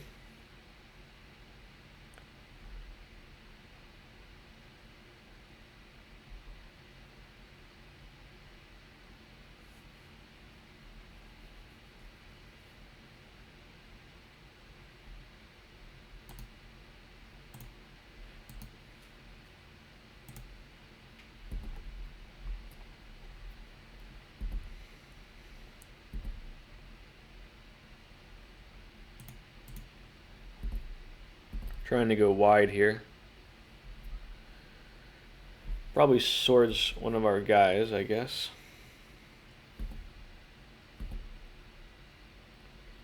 Yeah, maybe I should have kept the other one. I'm not loving how I've played this. I feel like I've made some mistakes here. Frog, sure.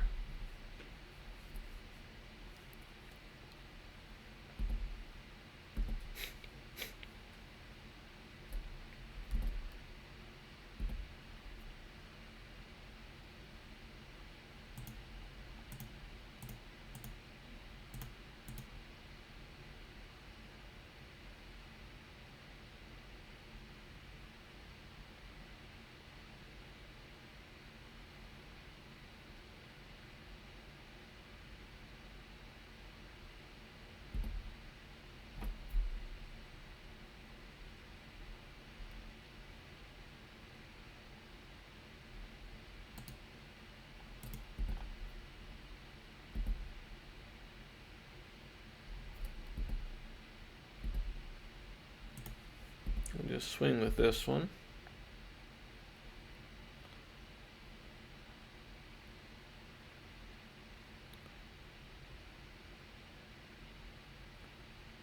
Can discard a bunch of cards if they want to.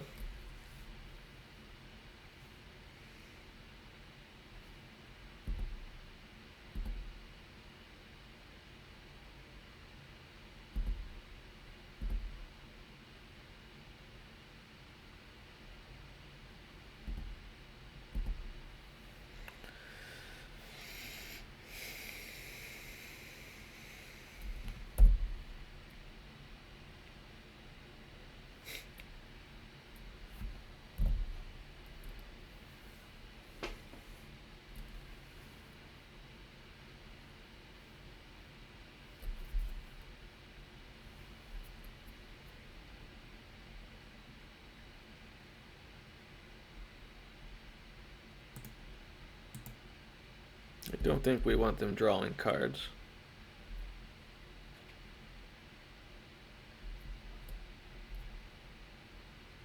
Oh, they have a time lock.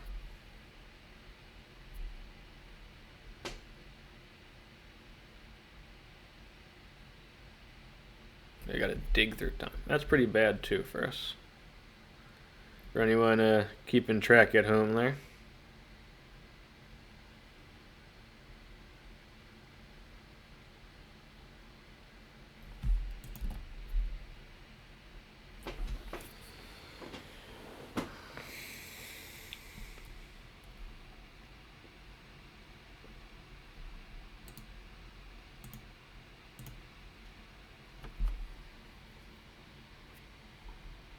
Oh, right. I completely forgot about that. Oh, boy.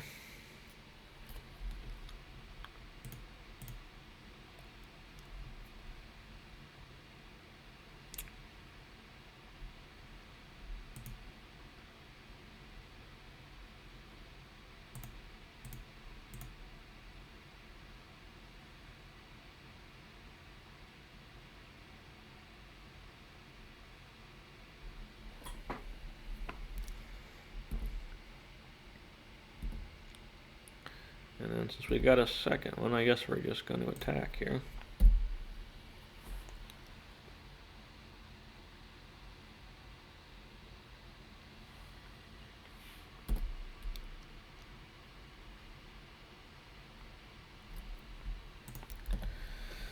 Alright.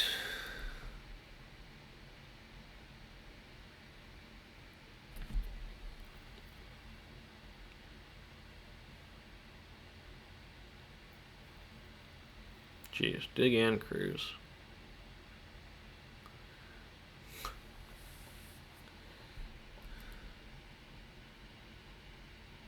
I think we're just gonna let him get in there.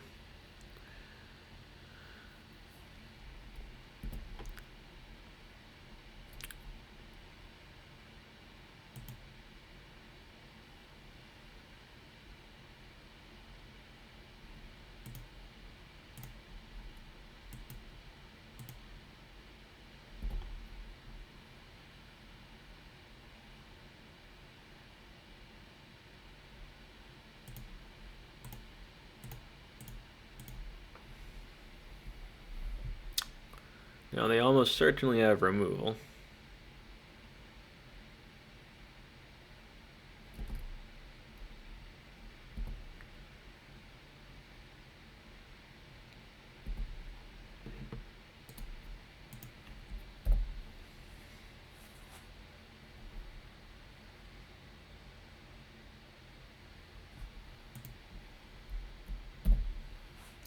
Let's see what they do here.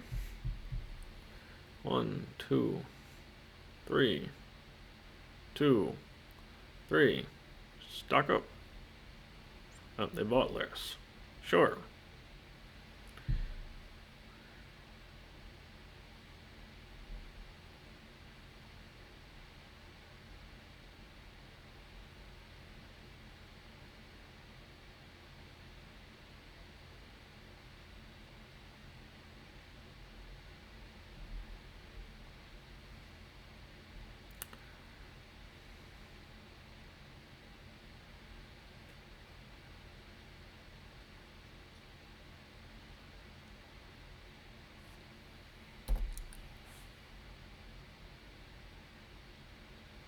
So they just kill us next turn, which is a problem.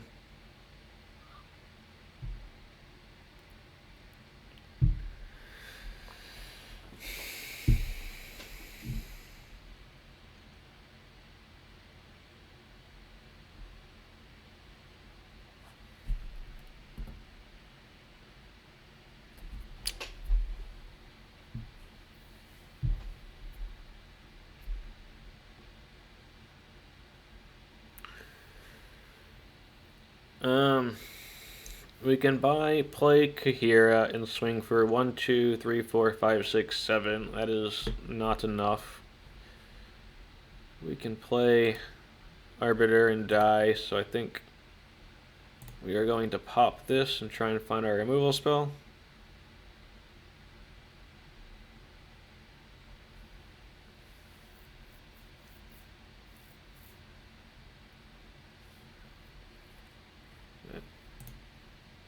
Doesn't do it, but let's... No, he can't even cast that one. Fine. Alright, so we're gonna play this guy.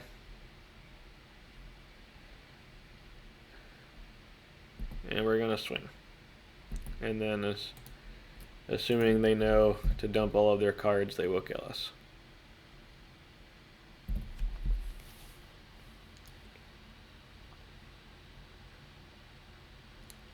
They discard 3, they hop their frog, and they win. It's deterministic now. Yeah, looks like they figured it out.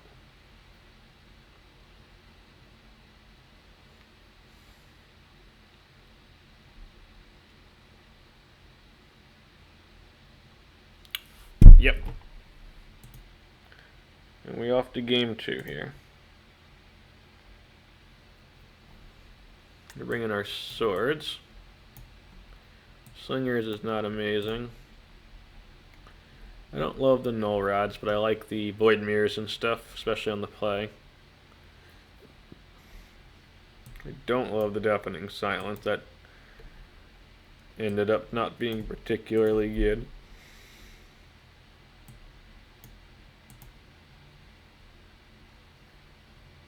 Yeah, I think something like this is reasonable.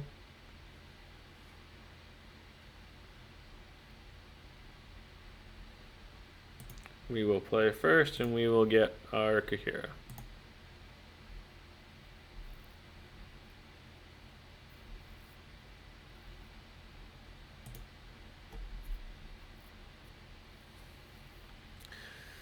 We just don't do anything for the first couple of turns. I don't think that's acceptable. So we're gonna mulligan. Jeez. Oh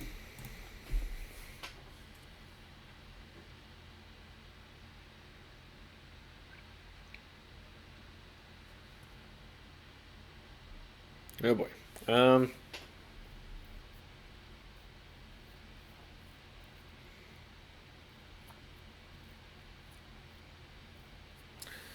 I don't love it, but it is a keep.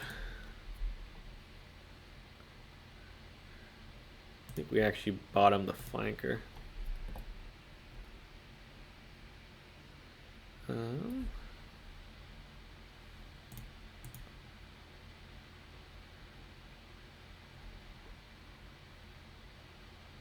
I want to counter our Emerald.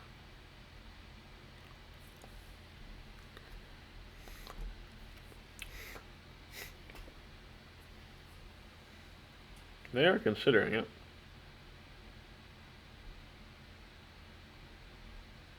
I think we just play the Canopy. There we go.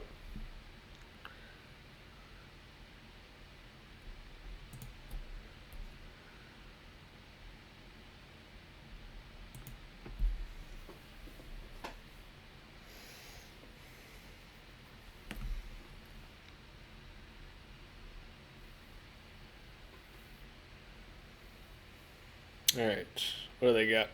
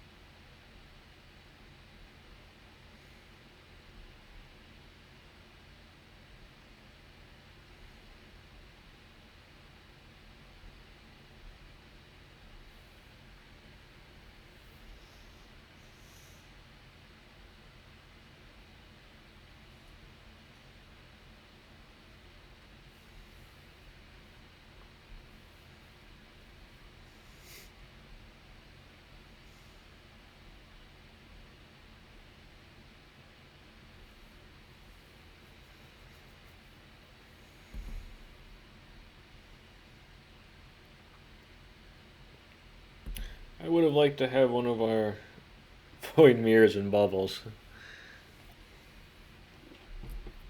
Sure. Let's try and get rid of the crap out of that.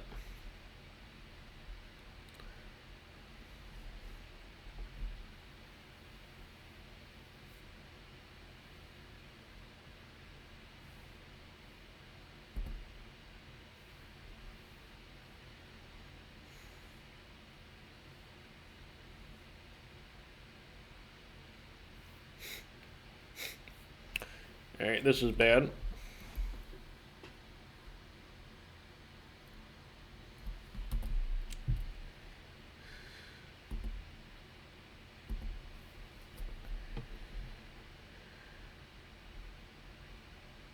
Need double white, so we'll go this,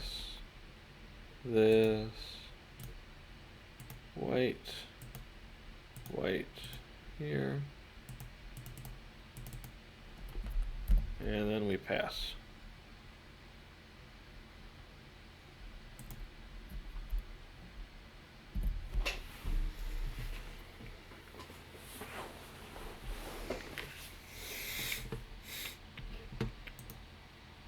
Alright, let's see what they got for us. Did they just discard a card? Oh, the hop it. Hop it, hop the frog, hop the frog.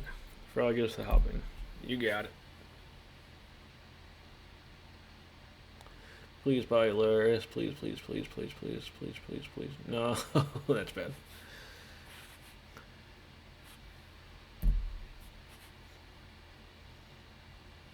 Time Lock and Froggy is so good together.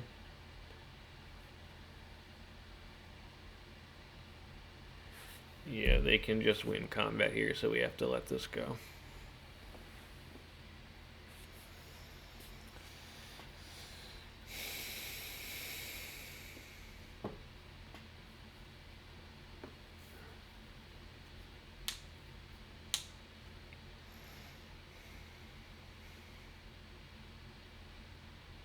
They're just pitching lands. Too many lands. I assume if you're pitching a land, you have an extra land there. Yep.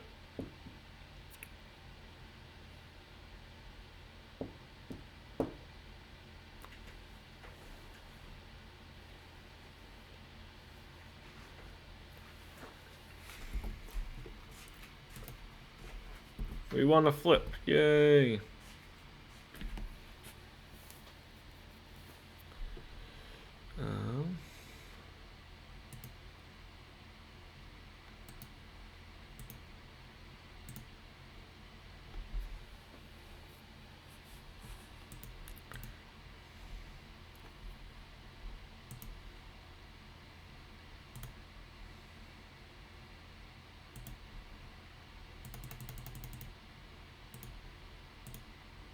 White, green, green. Alright, then we can swing here. That's all we can do.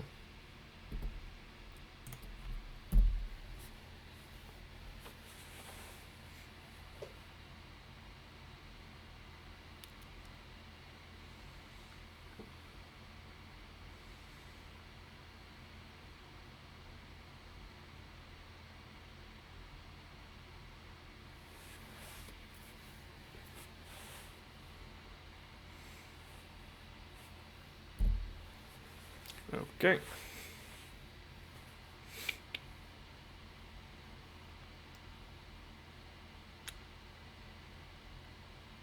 What is 3 mana? They put Lurrus in their hand. Cool.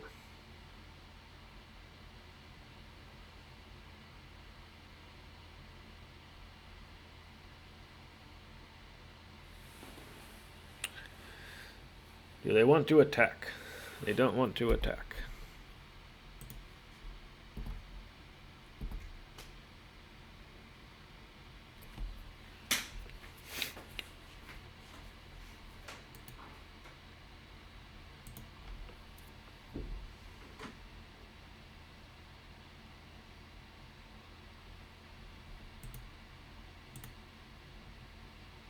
One, two, three, four.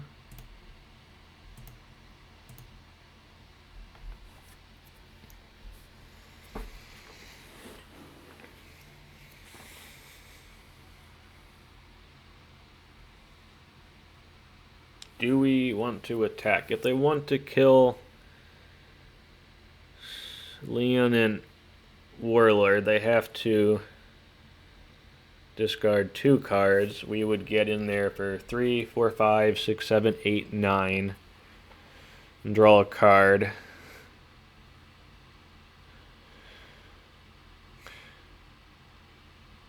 I think it's worth it.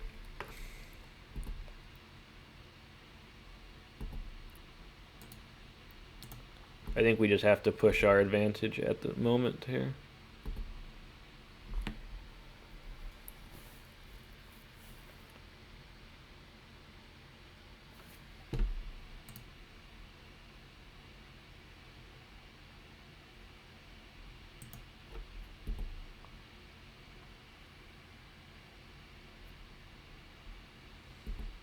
Oh, I read this wrong. It's when it attacks. Thought this was the other one.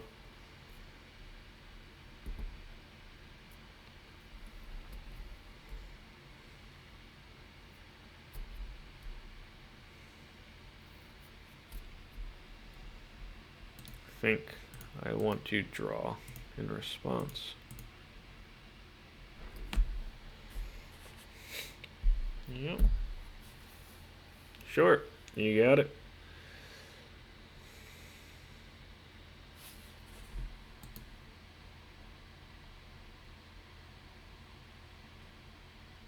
Actually, this does nothing now because our Kaheera died.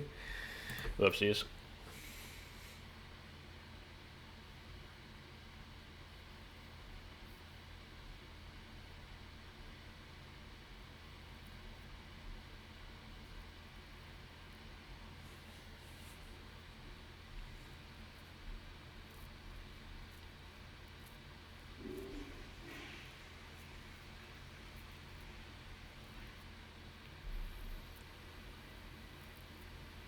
Black, blue.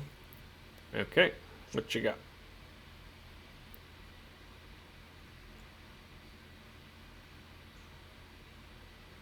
Another frog. Demonic tutor. Demonic tutor. Okay.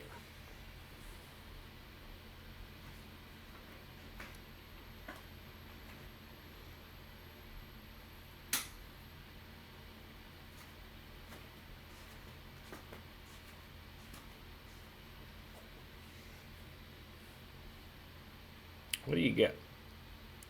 Lotus, that makes sense.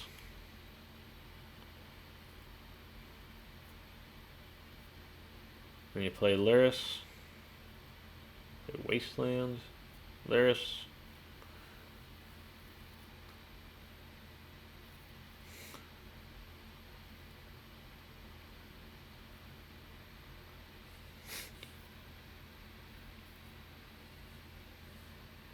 They are taking their sweet time here. They're down to 8 minutes.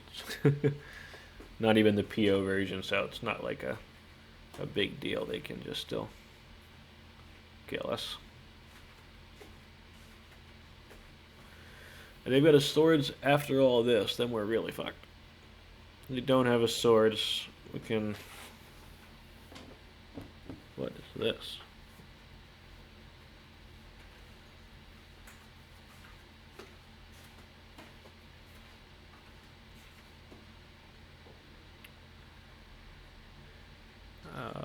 Okay.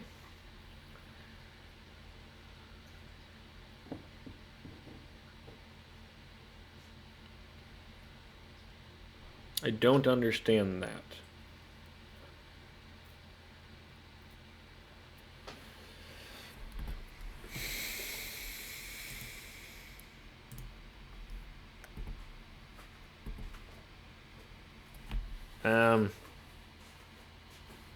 I think first we just try and play this guy. See if it resolves.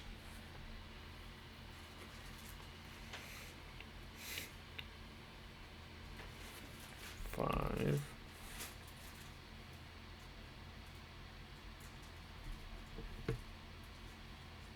Can only play, I guess we play around days by playing the Canopy. I mean the Ancient Tomb. Probably worth it.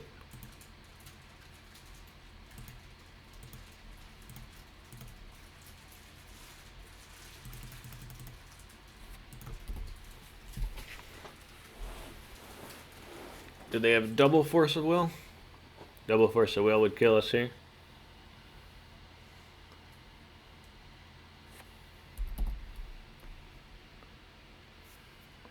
Alright, so how does this work?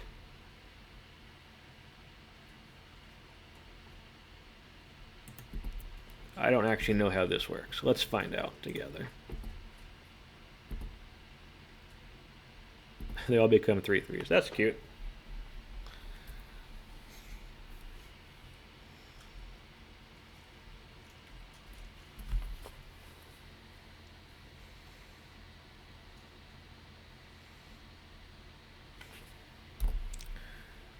Okay. Sure. How big is this guy? 5, 6. Oh, he got bigger too. That's cool. Oh, they survived. Interesting. We continue.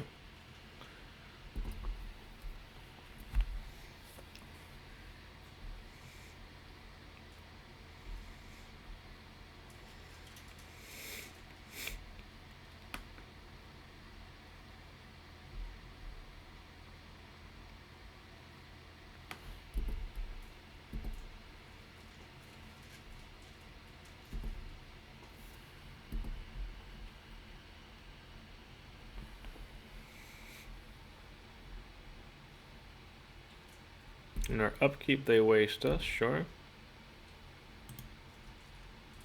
We won the flip. Okay.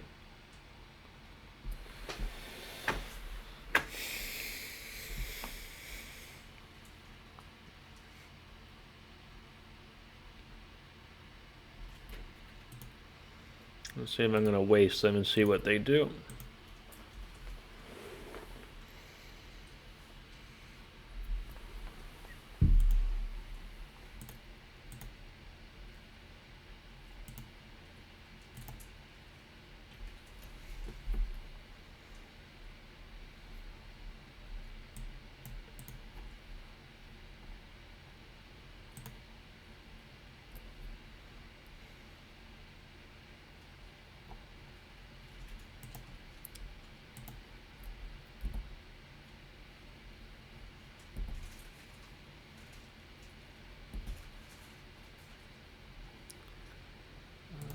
I don't think we have a basic.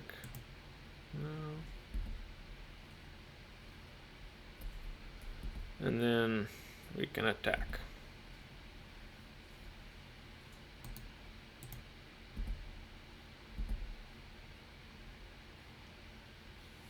I got an orc.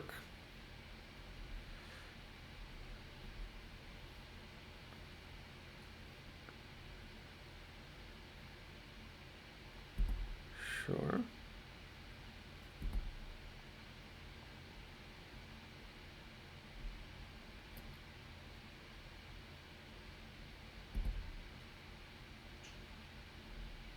We already played a land, right? Alright, so let's see what they got for us.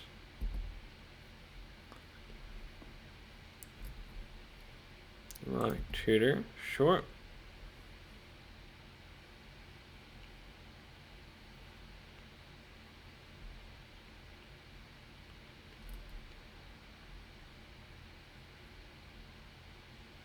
Heck of a game, really.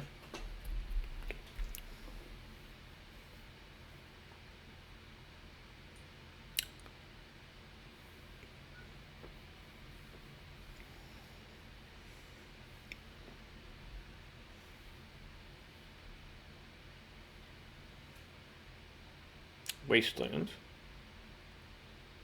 Time Walk, short.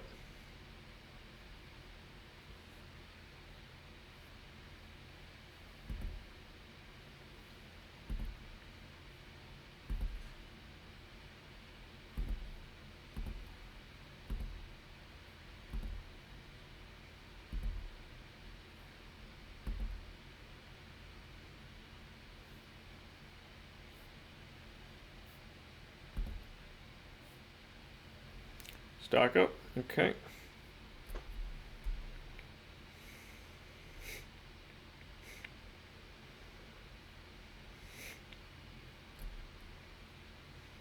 See what they pick here.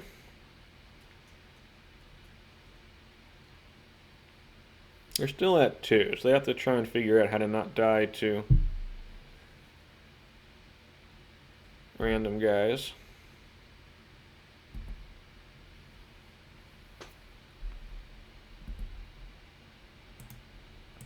I will block that. I don't want you drawing cards.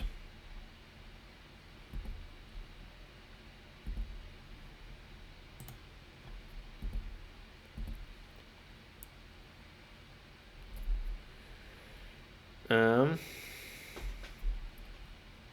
think we just swing here then, I guess. See what happens. We got an orc. Got an orc.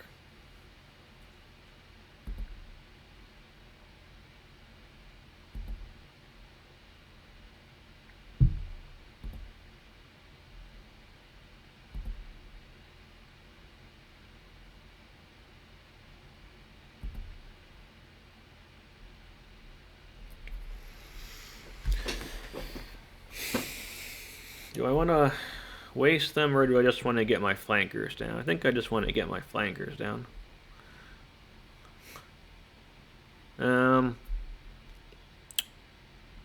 Yeah, I think I just want to get my flankers down.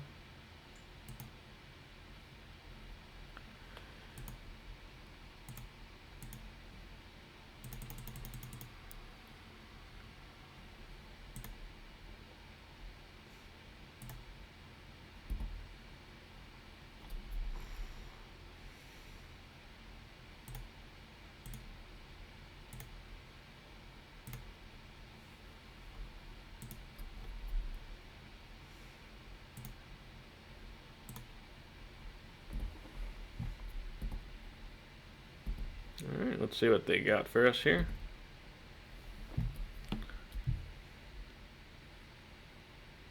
And we got it. We'll go to the next game here.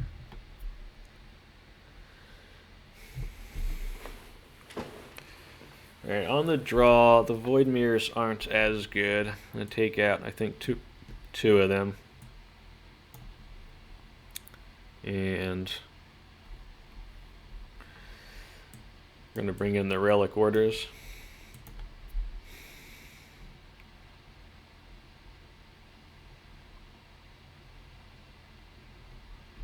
The rest of the cards seem decent.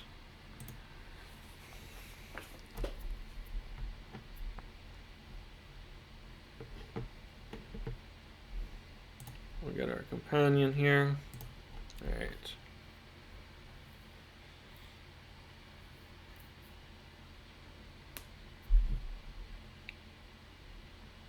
I think we can keep that.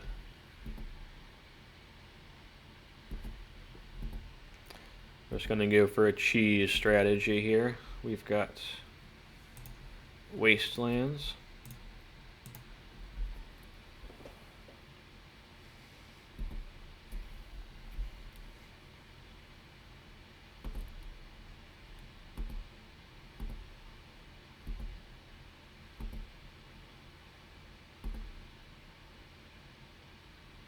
Okay.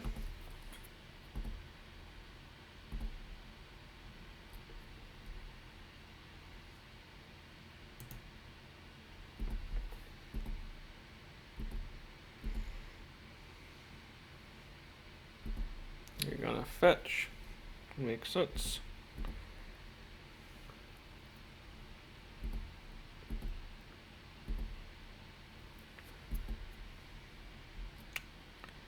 We could waste them, or we could try and get our stuff going. I think we want to get our stuff going here.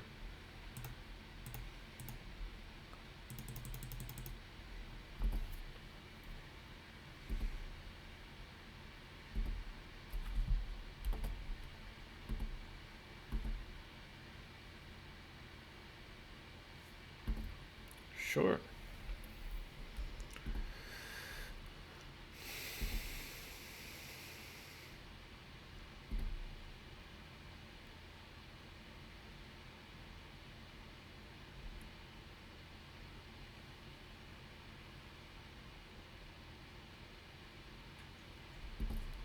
Okay.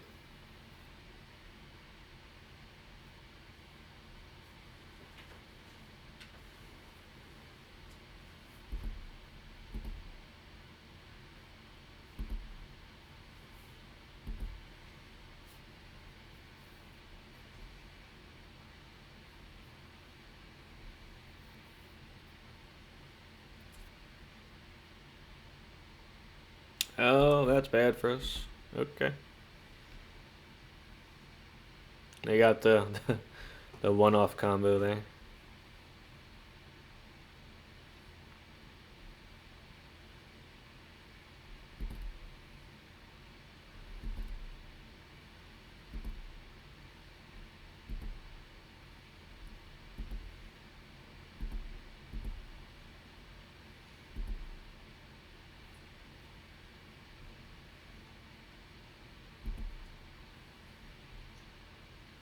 Mm-hmm.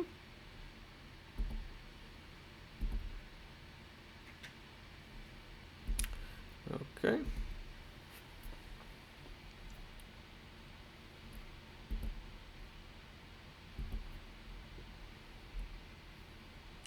So we're going to try and swords this guy.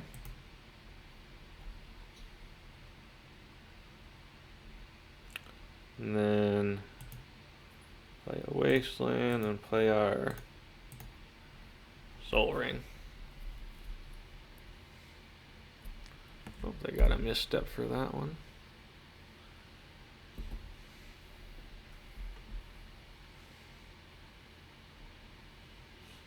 They got a frog, that's bad for us.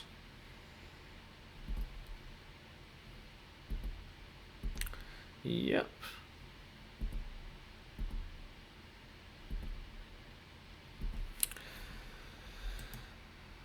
We get cats. I think we're dead then. Frog's gonna get us. That twister was brutal. Oh well. Guess I should have gone with one of my Wasteland plans there. That's on me. The Time Twisters being a one-of in the deck does present problems, but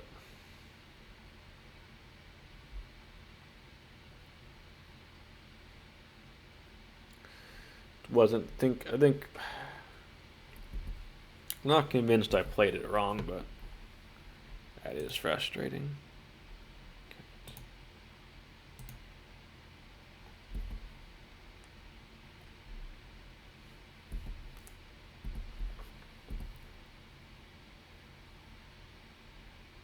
You've got a Snapcaster Mage.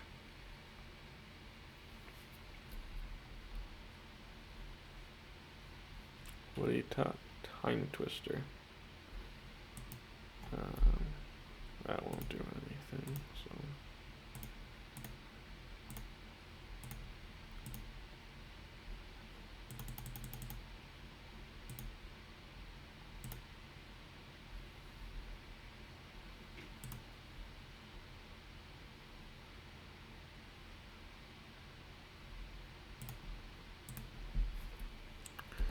I don't know. We're dead.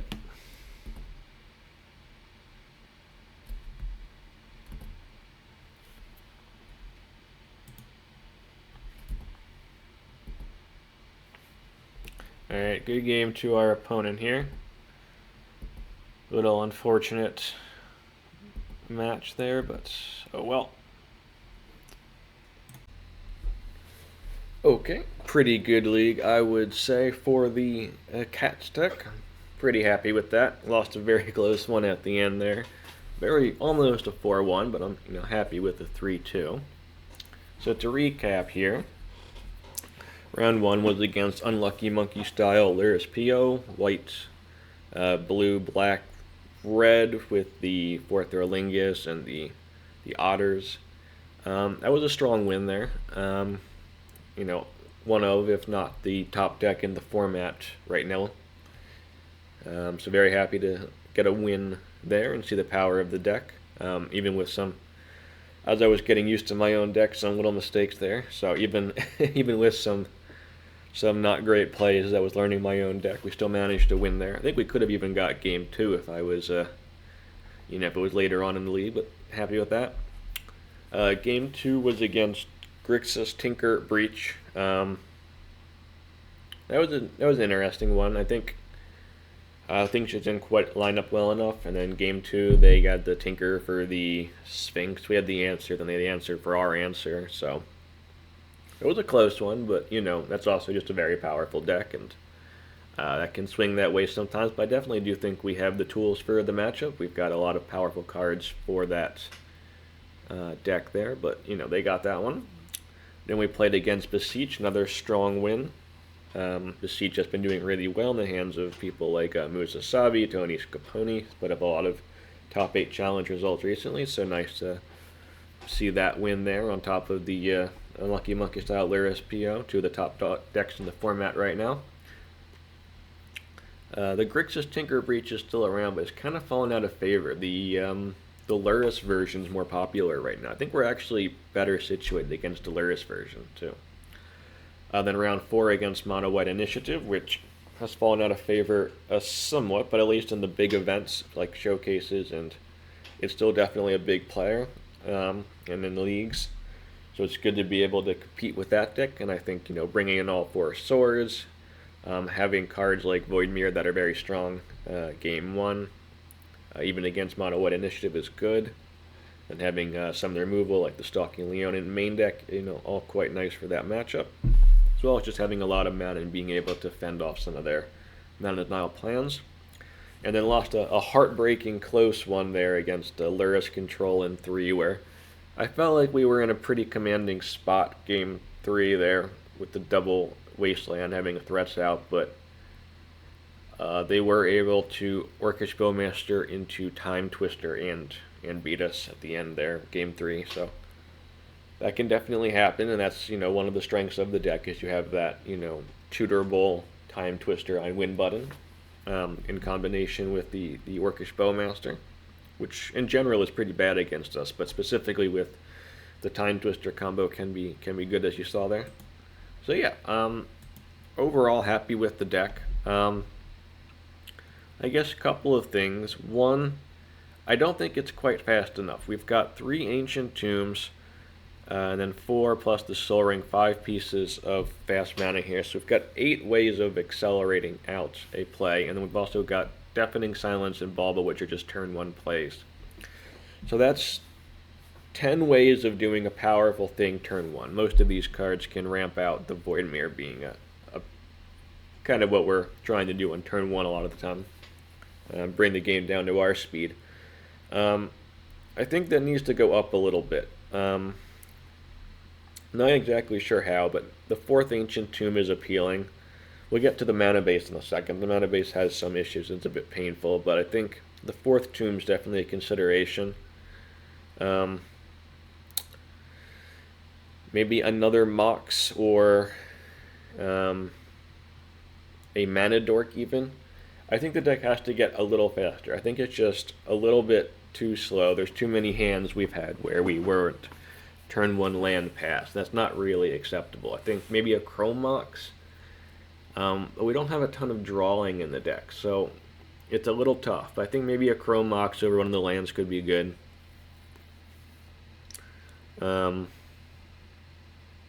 Yeah. So I think that's my key thing there, is try and get the deck a little bit faster. The other option would be to try and play some more 1-drops. Like you could play a Chalice of the Void in here as another... I think Chalice of the Void is another reasonable card to put in here just to get another turn 1 play. So play the Chalice turn 1 on the play, and then you're good. Or some decks you can actually play it for 1. We don't have many 1-drops in this deck, so playing a Chalice on 1's not that big of a deal. And if the deck's playing a bunch of 1-drops, it could be good. But yeah, that's the main thing. 2 is, I read this card wrong. This is the wrong land. They should be the ones, and I don't know what they're called, but they come into play untapped unless you have 2 or more lands. So the opposite. So this one on turn 1 comes into play tapped, but there's a similar version of this one where it comes into play untapped, and then if it's your 4th land, it comes into play tapped. That's the one I want. We can't play fetches. We're playing a Leonin Arbiter, so we don't want to run any fetch lands. We want all lands we can just play without searching. So the Savannahs are good. The Canopies were a little painful. I think if you go up to 4 Tombs, I think we could go down to 2 Canopies and then play 4 of the land that comes into play untapped. I think it's like Tranquil Thicket or something maybe. It's just white-green, but it comes into play untapped unless you've got 2 other lands. So just turn 1 it comes into play untapped, and that's the important thing. So I think I would do that. Maybe 4th Tomb, down to 2 Canopies, up to 4 farmlands, something like that. Could be better. Put a Chalice in here over something. I'm not exactly sure. I think the Slingers might be a cut. I think it's just too much. It's got a strong effect. You're obviously destroying artifacts and enchantments, and Vintage is strong, but at 5 mana, it might just be a bit too slow. So I think trading that for a Chalice could be an upgrade. Otherwise, pretty happy with the cards. This is a strong effect, and it's legendary. Happy with 1. The Warleaders did a lot of work. I mean, even going up to 3 Warleaders, I don't think is crazy. We don't have a ton of card advantage, and we're not going to put card advantage in the deck. We need Haymakers. So I don't think going up to a 3rd Leonin Warleader is crazy. Feline Sovereigns were great. Love this card. Stalking Leonin's the best removable cat, so happy with this one. The one of Lurrus I think is a flex slot. I don't think you have to play this. This could be something else. I like the flankers. The Graveyard Hate is relevant right now. Breach is a strong contender in the meta, and this just counters Breach by removing their graveyard, or sort of counters it. They have a what's it called again? Brain Freeze in hand, it doesn't. Or I guess if you're, it doesn't really counter it because you're going to play this in response to the Breach usually, but there are, certain definitely situations where this card is good against Breach, and then obviously it's a pretty good hedge against Dredge. I like having main deck Graveyard Hate. And if none of those things matter, still scries 2, gains 2 life, or it can just become a bigger beater with the first ability, which is nice. Yeah, I think this one is fine as a draw engine. Our deck does not have a lot of draw. This card was really good. And then Arbiter and Voidmere are just, classic cards that are quite strong right now. I think the Warleader as a 2-of's fine. This one didn't come up too much, but I still like it in theory as a bit of pseudo card advantage because you can play it from the graveyard for bigger, and it synergizes very well with all these +1s.